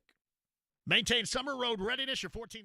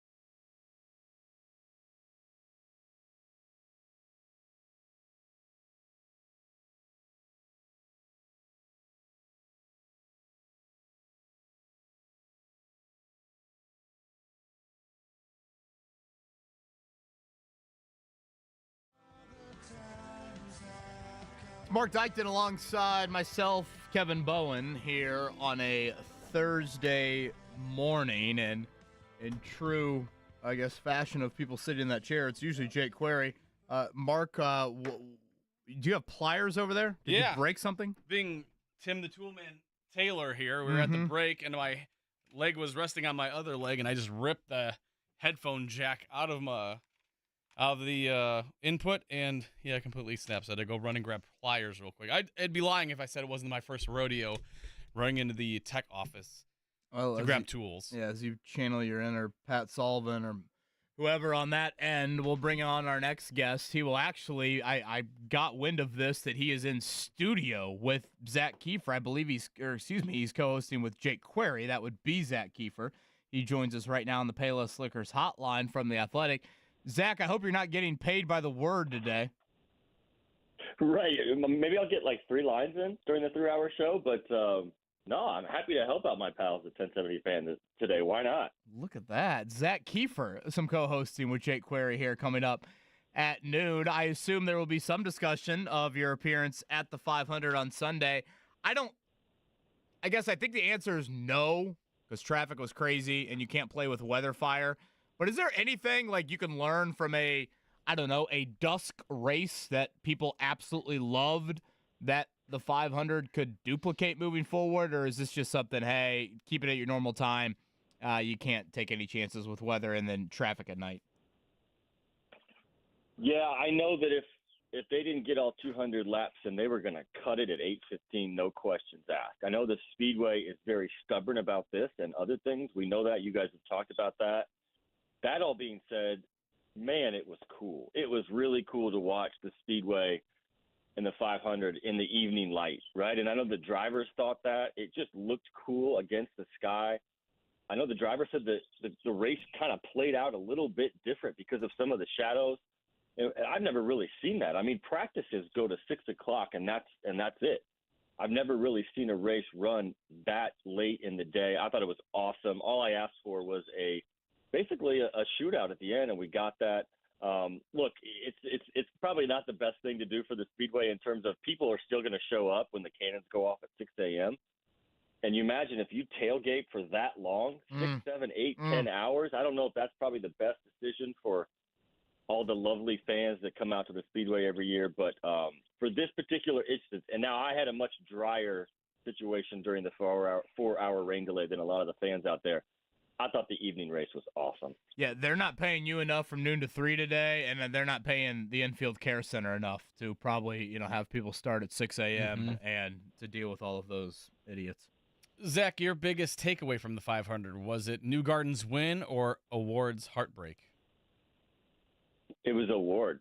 Yeah, Mark, but I that's agree a with good you. question. I sat there and I watched them, and it never ceases to amaze me how much this race means to these guys, right? Like, we all cover sports and we're around these guys in agony and ecstasy throughout their careers at the NBA, NFL, etc.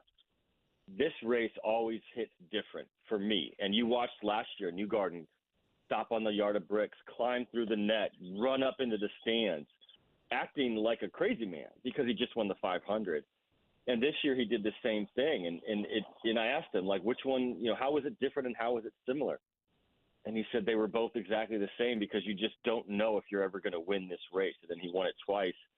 But to answer your question, Mark, Award just head down. And then this is the scene I'll never forget, in the press conference, which is about an hour after the race, so he's had some time to process it. He's being asked all these questions. He's handling them very, very well.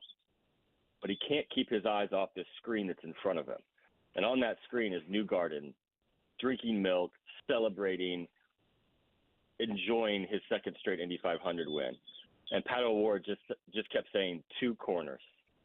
2 corners. Like, that's how gutting this loss was for him. And next year we've got history on the line. Newgarden will be going for his 3rd straight. Nobody in the 108 runnings of this race has won 3 straight Indy 500s. That's going to be cool. But, man, you think the fans would really love to see a Pato O'Ward win as well.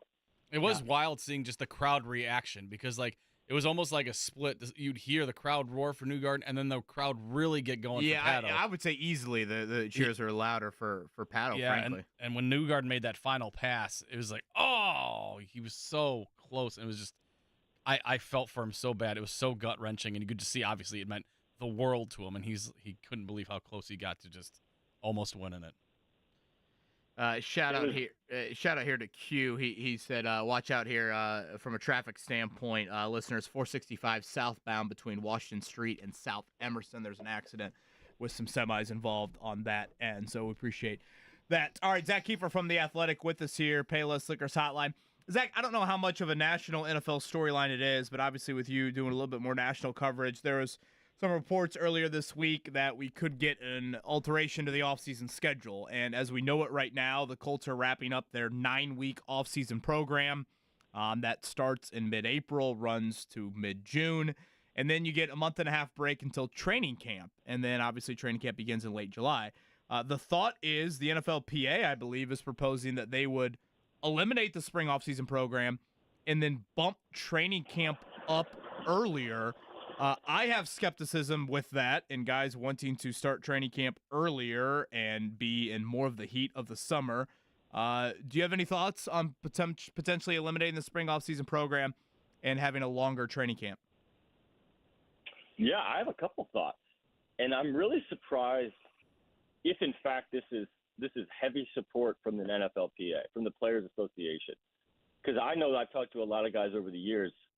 From my conversations, the sentiment I got was, heck no. Like, no way do they want to go away with this. Because for those who don't know, in the NFL, we all kind of follow the same calendar, right? We all know when the season starts, the draft season. But really the only part of the year, the only 4 to 5 weeks of the year where you can actually be off and get away from it is that sweet spot in late June and early July. And if you would sort of eliminate that, and like you said, get these guys out in the heat of the summer. Like, think about South Carolina and Florida. Like, I've done those trips last year for training camp, and Miami is unbearable in August. And you're going to do it in July now. I don't think a lot of guys would be in support of really cutting into the only vacation they get all year, because a lot of these guys will start training immediately after the regular season ends. And the regular season, by the way, is getting longer and longer. And so that's another thing. But secondly, I mean, Mike Chappell, who's covered the Colts since they came to Indianapolis, can remember starting training camp a couple of days after July 4th because the Colts had to play in the Hall of Fame game, and they were doing 2-a-days back then. And I don't think a 6 or 7 week training camp is the best thing for these guys' bodies. I think the injury rate would go up. I think practicing in that kind of heat is just unhealthy, like straight up, even with all the science and technology they have around these guys' bodies. So for a couple of reasons, I think mental health, like I think it's good for these guys to get away for a little bit. And then secondly, and this is a really big thing, is you can't get rid of the OTAs because the rookies need that. Like the rookie quarterbacks, Caleb Williams and all those guys, Anthony Richardson last year, like they need to get started with the playbook right away, and they don't need to be waiting until July. That's my opinion. And I'm also a guy who's covered the NFL for a long time and really likes those couple weeks off before it really gets going and runs your life for the next 6 or 7 months. Yeah, I mean, I'll be honest. I've tried to kind of put my own thoughts to the side and try to view how the players, why they would want it, Zach, and I just don't come up with any good reasons why. To me, it's okay. The season ends in mid-January for 80% of the league. You have a 3-month break until the spring program. The spring program is 4 days a week, 6-hour days. It's not like it's super strenuous. You do no full pads. That ends again in mid-June, and then you have a month-and-a-half summer vacation. To me, creating a 4 or 5 month break and then all of a sudden putting a ramp up period right on the front end of training camp. I mean, for some teams out there, you're going to go from mid-June, the start of July, all the way to February. I have yet to hear a reason from the players on why they would want this. And the other thing is if you're fighting the injuries, right, that's what everyone's talking about right now is the Players Association. They're fighting. Training camp ramps up in its own right? Like they're not playing football for the first week or two in Westfield. They're doing non-padded practices. This is all built in to the CBA. So it's not like they're starting full flung on July 27th. I mean, they do some walkthroughs. They do some light practices. They're in shells for a couple of days. Like, they don't put the pads on for a week and a half. And then they don't play a preseason game for 3 weeks. So, look, injuries are going to happen, but I think that's a much smarter way to do it in August as opposed to starting, I don't know, June 15th or June 20th when you've got another 15 practices built in where injuries could definitely happen. Zak Keefer of The Athletic, his latest piece on the late, great Chris Mortensen is a must-read if you are a fan of any kind of football. It is outstanding. Highly recommend it there. He's on the Payless Liquors hotline with us. Zach, off of the OTAs, the NFL schedule is kind of all over the map this year especially. Not only do we have games on pretty much every day but Tuesday this year, but we've also got multiple streaming services and fans who, if you're a fan of the Colts, great. You don't have to worry about, the streaming service and everything. But if you're just a fan of football, you're going to have to be subscribing to a bunch of different streaming services. I mean, is this where the league is headed? Is this like the high point of where the streaming services are just going to turn off fans, or are they just a cash cow that's never going to stop? I think it's both, Mark, if that could be true, right? I think both things are true. The NFL just came in and just absolutely dominated Christmas Day last year, and the NBA was just kind of left in the dust. And the other thing is they had their first streaming game ever last year. And if you remember, it was very not coincidental who they put on that streaming service. I was at this game. It was the freezing cold game in Kansas City, but it was Chiefs-Dolphins. It was Patrick Mahomes. They put their biggest star on a game they knew people were going to have to take a couple extra steps to watch. That's not an accident. But at some point, the NFL needs to do something for its fans. I mean, they need to make it easier on its fans. With all the proliferation in terms of what we can watch these days, there's, 40 streaming services, it feels like. Like, when is the NFL going to make it easier on their fans so they don't have to have 7 different streaming services to watch their team? What if you're a Jets fan, right? You don't know how the season's going to go, but they've got 6 or 7 primetime games. They've probably got the league maximum. And you've got to find every different streaming service to watch these games on top of having, like, the regular NBC for Sunday night. It's exhausting, man. It's exhausting. They're all about growing the pie. It feels like an 18th game is inevitable, which is just crazy. The season's getting longer and longer, but they need to make it easier on the fans. They need to make it easier on the fans. Zach, should we I saw you, obviously, Colts OTAs last week. I mentioned that earlier in the show. Should we be on the lookout for a Colts-related piece from you on the horizon? Yeah, can't say much. But if you guys got a chance to read, I wrote a really special one on a running back in this year's draft. Ray Davis out of Kentucky. He was essentially homeless for a couple years growing up. It's a remarkable story, and I'm not saying that because I wrote it, but he's just a remarkable young man. This story is similar. Now, it's not identical, but it's one of the more remarkable stories about a player getting to the NFL that I've ever heard, and I've been doing this for a while. So, yeah, he plays for the Colts. He's not a big name, but in terms of interviews, it was one of the more staggering interviews I've ever had in my career with this Colts player last week. So that will be out later this summer. Can't tell you too much more. Look at that tease. I know. That is a very good tease. You need to do this. Oh, wait, you'll be doing it noon to 3 with Jake today, so you'll have the teases ready to roll. Yeah. I need to just bottle all this up and then save it for the noon to 3 hour. Mm-hmm. Sure. Yeah, exactly. You got in spades, my friend. Be so grateful any mic time you get. Zak Keefer joining us for another couple moments. He's from The Athletic. Zach, how close are we from seeing an 18-game regular season from the NFL? I feel like we're getting close. Yeah, I feel like any owners' meetings at this point, I think they meet 3 or 4 times a year. It just gets inch closer and closer and closer. I wasn't a fan of the 17th game season. It screws up all the records, right, that we've really come to value, the touchdowns in a season, the yards in a season. I get it. They're just growing the paychecks, and that's how they're affording all these new things, and the salary cap is going up every year, and that's great. But it's almost like March Madness, right? Like, you had 64 teams for a long time. Now you have 68.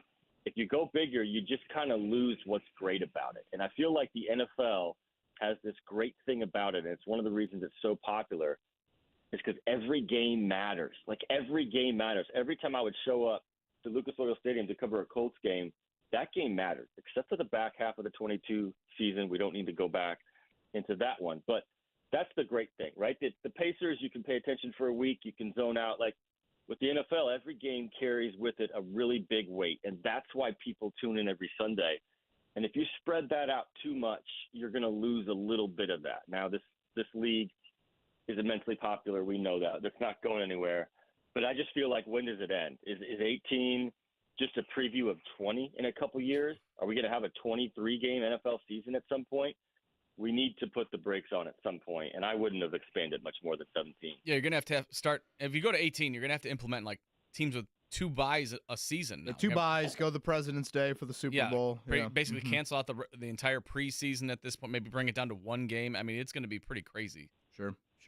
Zach, we'll end with this. I think if you combine us 3, you've got 7 children, and 6 of them are girls. I know Mark Dykton has already taken the crew to see Caitlyn Clark. We've got one on the schedule for Rosie Bowen's birthday coming up. I hope she's not listening. And Zach, I believe you made an appearance inside of Gamebridge Fieldhouse the other night with, I'm not sure of both, but of one of your daughters. What did you think of the Caitlyn Clark experience? Yeah, we had a blast. It was my 6-year-old's first sporting event ever. So we went and watched Caitlyn Clark. She just kept mentioning how many Caitlyn Clark jerseys she saw.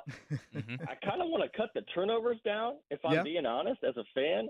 But she had 29 or 30, and she kept them in the game. They've had a tough run, but it was awesome. There were a ton of people there, 16,000 people, I think, for a Tuesday night Fever game. That's awesome. She's changing the way people see women's basketball. It was a lot of fun. I think we just need to be patient with her. But it was really, really cool to see, and we had a blast. Yeah, it is certainly attendance-wise. There's no denying what the impact has already been. And, yeah, anytime they pay into the crowd watching those Fever games, it is a slew of Iowa jerseys and the Caitlyn Clark apparel as well. All right, Zach, we'll be looking forward to it. Noon to 3 today. Zak Keefer in with Jake Query. Thank you, Zach. Thanks, guys. That's Zak Keefer from The Athletic right there on the Payless Liquors hotline. Again, I don't know if fans really care about the offseason schedule. Part of me thinks they don't. But that is going to be a wild change if the players opt to go for that. I think we had something similar during the COVID year, like an earlier. And I guess saying earlier start to training camp is probably the wrong way to word it, so I apologize. Basically, what you would do is you would take the spring ramp-up period and bump it right up to training camp. Right. I don't think this is going to be like fans will be able to join for weeks longer. These would be closed practices. I mean, we're looking like July 4th. Right. You start a 2 to 3 week strength and conditioning period, ramp-up period, and then I assume your normal training camp would still get underway around July 25th. Yeah, I just think for players and coaches, I mean, hell, if you've got kids in school, you want to go on vacation with them during the summer. I mean, it's just going to be generally hotter to that point. I just I have yet to hear from the NFLPA on why this is something that they want to do. Yeah, I mean, I get it. You want to try to rest your body as best you can, but at some point, I mean, like you said, these OTAs are not physically demanding. You're not doing full contact. You're not in pads at all or anything like that. And I just feel like this is the ramp up period to training camp. You're kind of like getting in the zone. You've had a couple months off. Now you're kind of like, okay, back to football a little bit, getting in shape. And then you get ready for training camp and get ready for the regular season. I feel like if you bump all that together, you're going to see injuries go up considerably because it'll be guys that have months off that probably haven't gotten on the field or gotten in the best shape yet. Now you're asking them to go basically full go into training camp, and I think that's a bad look. Also, I don't know if the NFL would want it. I don't think the league would want it because they're at like a 12 spread it out more. They're a 12-month league at this point. I would agree. And if you go from the NFL draft to the schedule release and then you have a gap until July, that's not something they're used to. And also, I just think, again, from a young player standpoint, take your guy, Caleb Williams, for example. I think it's very beneficial to get right into it after the draft and then have a month and a half to decompress before training camp. Yep. He's able to get these, 10 OTA sessions and a mini camp.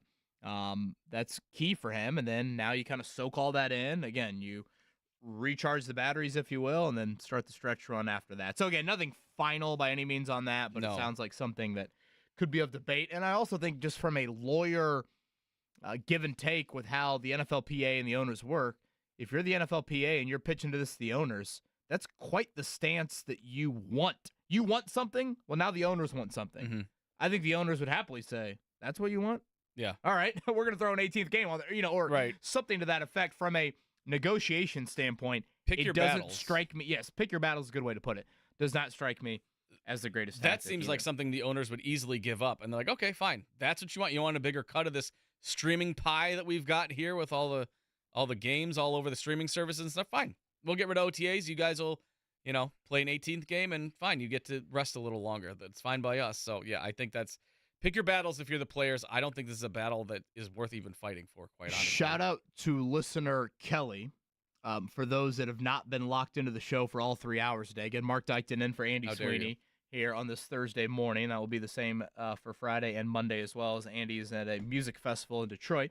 We have talked about wanting to deliver a Daddy's Free was our original thought, onesie to Scotty Scheffler after he had his charges dropped yesterday in Louisville. And then, again, you offered a different customizable onesie for his newborn baby, and that was what? I've been 9 months on the inside. I've done 9 months on the inside. And it was the placard of the mugshot they usually see. So, again, referencing, obviously, the womb. I'm sure moms around the world love that.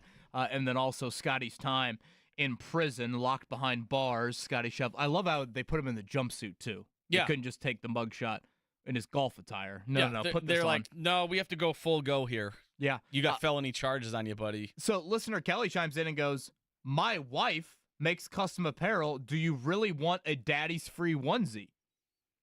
Well, this is assuming that we can actually get it to Scotty Scheffler and he would accept it with open arms. I did have to chime in. I go, we need to send one to Scotty Scheffler. So I guess we're going to need an address potentially. And I don't know, maybe we just send it to Pinehurst, where the U.S. Open here is in a couple weeks. Find their P.O. box. Actually, I believe the memorial over here in Dublin, Ohio, at Muirfield Village is in a week. I think that's one of the elevated events, so Scotty could be there. So, yes, find the clubhouse, find the locker room, place that in there, and we want nothing more than on the 72nd hole of the U.S. Open on Father's Day to have that be delivered, and that be worn, I should say, by Scotty's newborn. Yeah, he wins. Boy. He holds up his son in the onesie, and he's got the trophy in the other hand. That's a picture-perfect moment right there. Only thing more he needs is some nice Mizuno irons. Are there Kodak moments? That would be a Kodak moment. That would be a Kodak moment. I going back to that PGA Championship, Scotty Scheffler obviously in jail Friday morning. His caddy left on Saturday. I don't know if you caught this story at all. His caddy went home for his daughter's graduation, which I thought was well deserved, and credit to Scotty on that. I saw a note, his caddy Ted Scott, in a month-and-a-half period of Scotty Scheffler's play this year, his caddy had made $1.7 million. I mean, that's insane. You hear that amount and everything like that, and you're like, man, that's a good caddy. But it's also because Scotty Scheffler has won a damn lot of golf tournaments. Scheffler had made $16 million, and the percentages, the article I read said the caddies get 10% for a win, 8% for a top 10, and then I think it's 6% for everything else. Nice little month and a half there. I think the graduation present or party probably had a few extra balloons. Yeah, a couple extra ponies there, maybe like that. Would you be a good caddy? You're a golf guy. Do you think you could be a good caddy? I think I would enjoy it.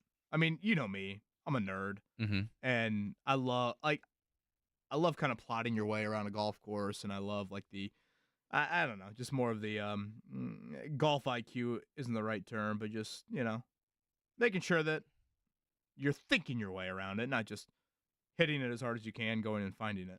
Yeah, I feel like you'd be giving advice, and then guy would ask you what shot advice and give them to him, and then you're like, think I should take the Timberwolves plus 420. You're like, what? What are you talking about? Yeah, I got the Timberwolves winning 7. I mean, I got them winning tonight. I don't know if I've got them winning 4 straight, but we'll see. I think the league would like that to happen tonight. Obviously, they'd probably love a Game 7 because that means you're closing the gap on the distance between the NBA Finals actually starting and all that. But I think they get tonight at home, and then they go back to Dallas, and I think it gets closed out probably over the weekend. 4.5-point favorite tonight, Minnesota with Dallas. But again, this is it because, as we talked about, Game 1 of the Finals not starting till next Thursday. So if Dallas closes them out tonight, no matter what, we will have a week-off break until the Finals. All right, pop quiz in a few. Go ahead and give us a ring for that, 317-239-1070, 317-239-1070. Mark Dykton will lead off a morning checkdown. The Morning Checkdown. Omaha! On 93.5 and 107.5 The Fan. It's been a tough go for the Indiana Fever so far to start the season, 1-7. We've talked about that. Caitlyn Clark coming off a 30-point effort, but it was also, again, in a loss. Fever looking for their second win of the season, their first win at home. They take on the Seattle Storm tonight at 7 o'clock at Gamebridge Fieldhouse. Zak Keefer was in attendance. I've been to a couple games. Kevin's got one on the schedule. I don't want to say too much more after that. But we've noticed that Aaliyah Boston, coming off her Rookie of the Year, she struggled a bit as they have the fever overall, and she talked about it yesterday. I don't think it's been great for me at all. Honestly, I think I've had a pretty rough start from what I'm used to or even what I did last year. But I think what's important for me is that I just keep my mental good. Like, I'm just focusing on showing up each and every day, just continue to do what the team needs. And I think it's going to fall. Like, I'm going to be able to see it. And I think these past 2 games have been better for me when it comes to just finishing around the basket, just being a great teammate. But, I mean, it's been a rough start, but I'm blessed that we have more games to go. Fever, again, take on the Seattle Storm tonight at 7 o'clock on WTHR and Prime Video if you're looking for that. They need a win in the worst way, Kev. They do, and again, injuries starting to catch up a bit. Erica Wheeler out due to a personal matter tonight, but the bigger one, Tammy Fagbenle, is going to be out at least 2 to 3 weeks. They put her in the starting lineup. She's been a really good fit, I honestly think, with Caitlyn Clark, but left foot injury the other night, so she's going to be out at least a couple weeks before she gets evaluated. So Nalissa Smith and company back in there. I do think, to get to the Boston aspect to it, there's an element of last year. Mark, you just threw it to her in the post and let her operate. Now it's a lot of pick and roll, of course. Caitlyn Clark wants to play a little bit more in the open floor. So, how they continue to grow that, obviously big for Christy Sides. And I know a lot of IU fans are not happy about the lack of playing time for one Grace Berger. She did play in the first 2 games of the season and has just been on the floor for 1 game since those 2. So a lot of attention right now on the Fever, and from a win-loss standpoint, not in the positive light at all. So again, tonight, 7 o'clock against the Notre Dame-clad Seattle Storm. Skylar Diggins, Enrique Gunyawale. No breaking news here, but our baseball teams are not very good right now. Kev, the Cardinals topped the Reds 5-3 nice yesterday. For you to group the Reds into the Cubs. Well, I'm saying our teams aren't good as a collective here. Uh-huh. The Cubs, they sent out Shota Imanaga on like 10 days rest, which he hadn't done all season. He got lit up. Easily his worst start of the year. Brewers pounded the Cubs 10-6. Not good. Craig Counsell, I'm concerned. Make some trades, do something, because it has not been good elsewhere. Paul Skeens looking very good. The Pirates did not look good in their first game in their doubleheader, but he looked very good. Yeah, they looked very good in the second one. So he is outstanding so far for the Pirates. And obviously, locally, the Indianapolis Indians take on the Omaha Storm Chasers doubleheader today as well. 5:35 first pitch. So that'd be a kind of a late one here, but should be a nice night for that. That's a double beer bat day. You got 2 games, you got Victory 2 beer Field. bats. That's a hell of a thirsty Thursday. Yeah. Over there at Victory Field. All right, up in Detroit this weekend, not only Andy Sweeney heading to a haunted warehouse for his music festival, but Detroit for Club Haunted House. Yeah, it looks like a haunted house to me. Like Maybe I said, not Club Aqua. I'd rather be in Blair Witch Project sequel than I need to see that picture. I have not seen that yet. I thought he showed you yesterday.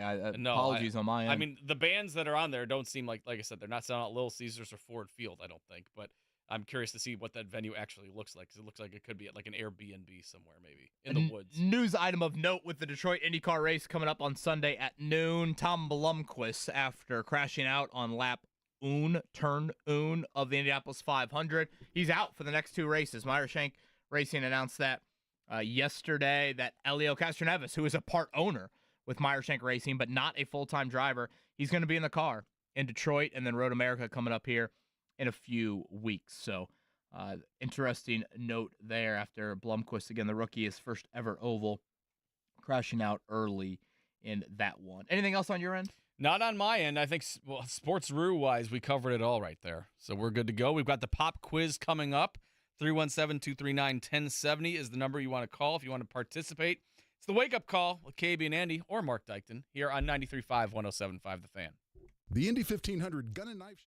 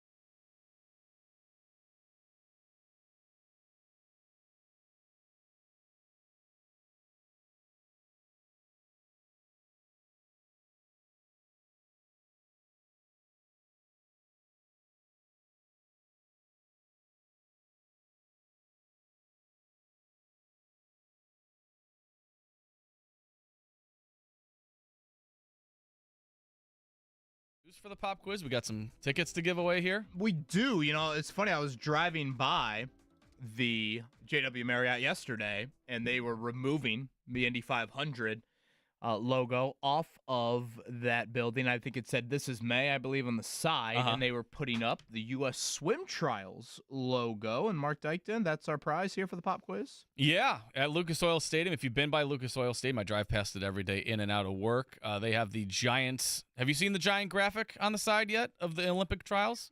Well, yeah, I saw it yesterday. Yeah. No, on the JW you said you saw it. Have you seen it on Lucas Oil Stadium? Oh, no, I haven't seen it at Lucas Oil. Yeah, no. The whole window is taken up. It's very cool looking. Okay. So we've got a 4-pack of tickets, correct? 4-pack of tickets to the U.S. Olympic Swimming Trials at Lucas Oil Stadium.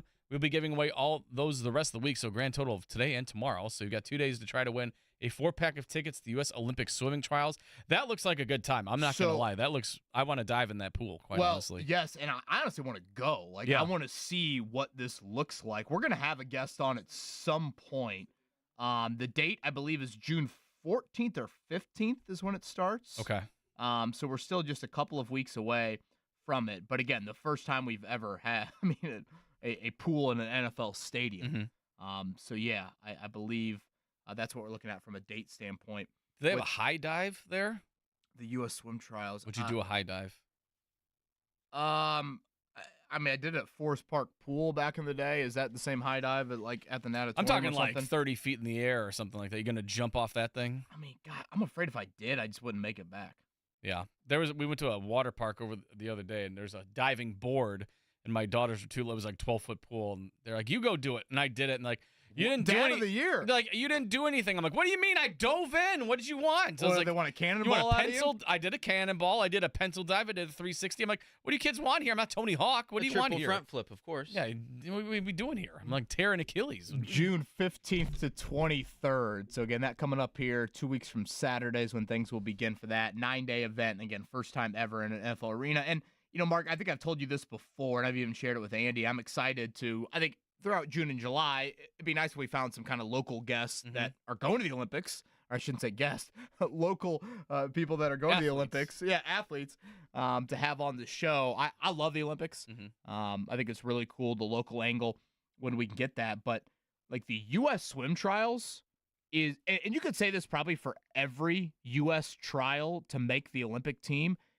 It is an insane feat to make the U.S. team.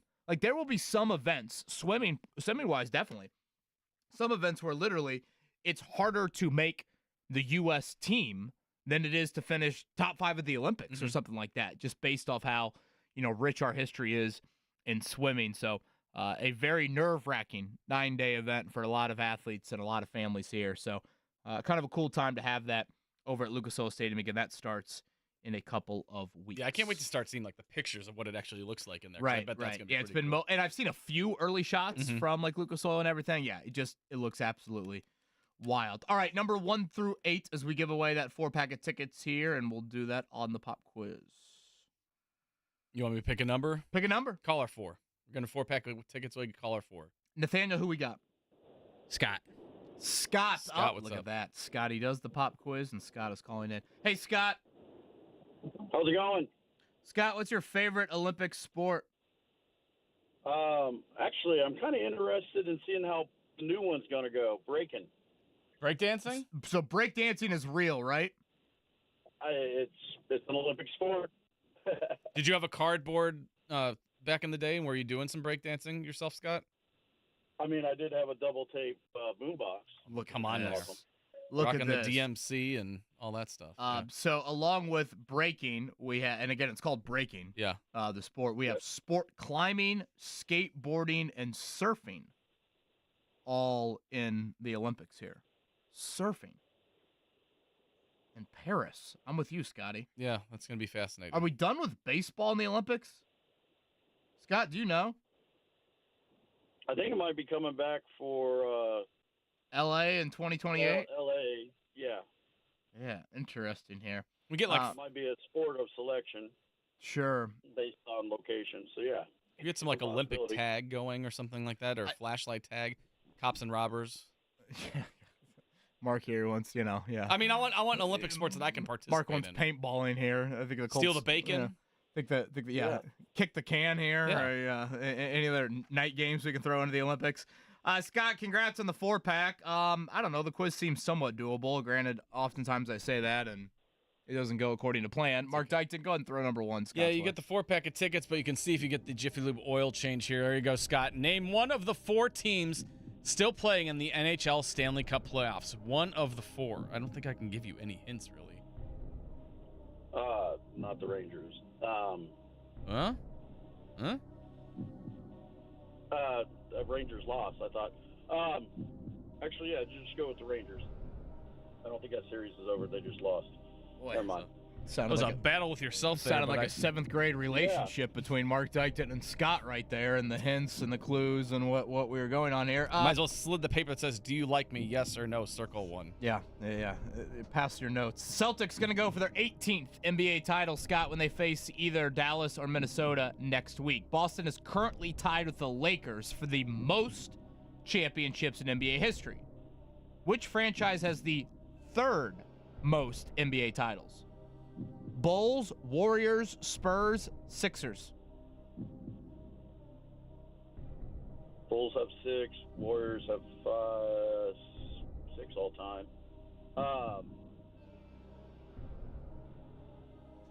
Let's go with the. Maybe I'm miscounting. Let's go with the Warriors. I like it, Scott. Good start so far. I'm living and dying here. I know. The Mavericks will try to close out the Western Conference Finals tonight in Minneapolis as they look to eliminate the Timberwolves. The Mavs are trying to reach the NBA Finals for the 3rd time in franchise history. Rick Carlisle led Dallas to the franchise's lone championship in 2011. Who coached the Mavericks in their first trip to the Finals? John McLeod, Don Nelson, Avery Johnson, or Dick Motta? Don Nelson. Is that Notre Dame, John McLeod, Scotty? Gosh, what a legend right there. Right before Matt Doherty, if I remember correctly. Shout out to Matt Doherty for getting Chris Thomas to come to Notre Dame. You said Don Nelson, Scott? I did. Number 4, IndyCar Series races through the streets of Detroit this weekend. The defending champ, and he started a hell of a close to last season. Is it Alex Palou, Scott Dixon, Scotty McLaughlin, or Kyle Kirkwood? Palou. You more of a Dixon or McLaughlin guy, Scott? McLaughlin. Up-and-comer. Scott Dixon passing Alexander Rossi on the final straightaway on Sunday cost me a lot of money. Sorry to hear that. Yeah. Well, you're going to put your money on the Timberwolves. The rest of the way. Well, yeah. All right, last but not least, Scott, the Fever hosts the Seattle Storm tonight. Took the Fever 6 games to pick up their first win of the season. What is the most games the Fever have needed to get win number 1 in a season? This is a depressing one. Gosh, 6 games, 7 games, 9 games, or 11 games? 11. Scott, you're smart. Where does that come from? Indy, go Hounds. Hey, Let's go Hounds. That's How about right. the baseball That's team? right. How about the baseball team making the College World Series? We're going to have their manager on tomorrow. Al Reedy. I should probably look up the You got it. pronunciation. Ready? Okay, ready, set, go. I got it. You following along at all, Scott? I will now. They made it into the postseason, so I want to check on them. I tend to follow basketball and football a little bit more. Women's golf team just won a national title. Come on now. Well, they're pretty. That's like their second. Yeah, that is their second. Brett Nicholson, hell of a coach down there. Between myself, Nathaniel, and Scott, that's 3 Greyhounds on this airwaves and we're right gonna now. have Greg Rakestraw on tomorrow, Boom. right? 8 Come on o'clock. now. Talk about more about this. Wow, that Take is it tremendous.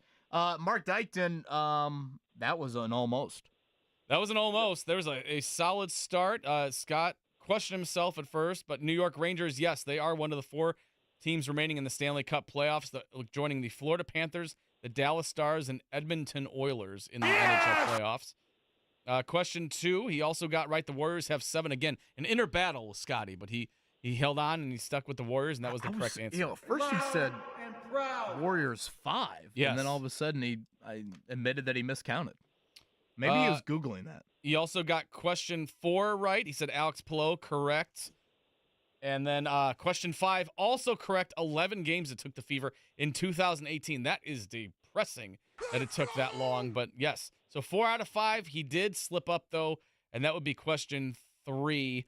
He said Don Nelson was the coach of the Mavericks in their first title trip to the finals. It was, in fact, Avery Johnson. In my opinion, that sucked. So Scott, hang in Can there. we get the Avery Johnson one more time? Avery Johnson. I feel like your impressions are usually tremendous. That one needs a little work. It was just on the whim. I didn't know if I was gonna do it. I just busted out. I wasn't planning on it, but I saw the name and I always think of Avery Johnson. He's got that voice. No, certainly on that end. Scott, thank you again. 4-pack of tickets to the swim trials we were giving away. Yeah, hang in there, Nathaniel. Get your information there, but get the 4-pack to the Olympic swim trials. No pop quiz, but again, Olympic swim trial tickets tomorrow as well. And it's a freebie Friday tomorrow, so you will get the Olympic trials and the Jiffy Lube oil change on Friday. A little bit of, I think, expected breaking news. I don't know if it's breaking, but a little expected news. We'll hit on that here to close things out on a Thursday. This is the Wake Up Call. Kevin Bowen, Mark Dykton, Nathaniel Finch. Prescriptions require an online consultation with a healthcare provider who will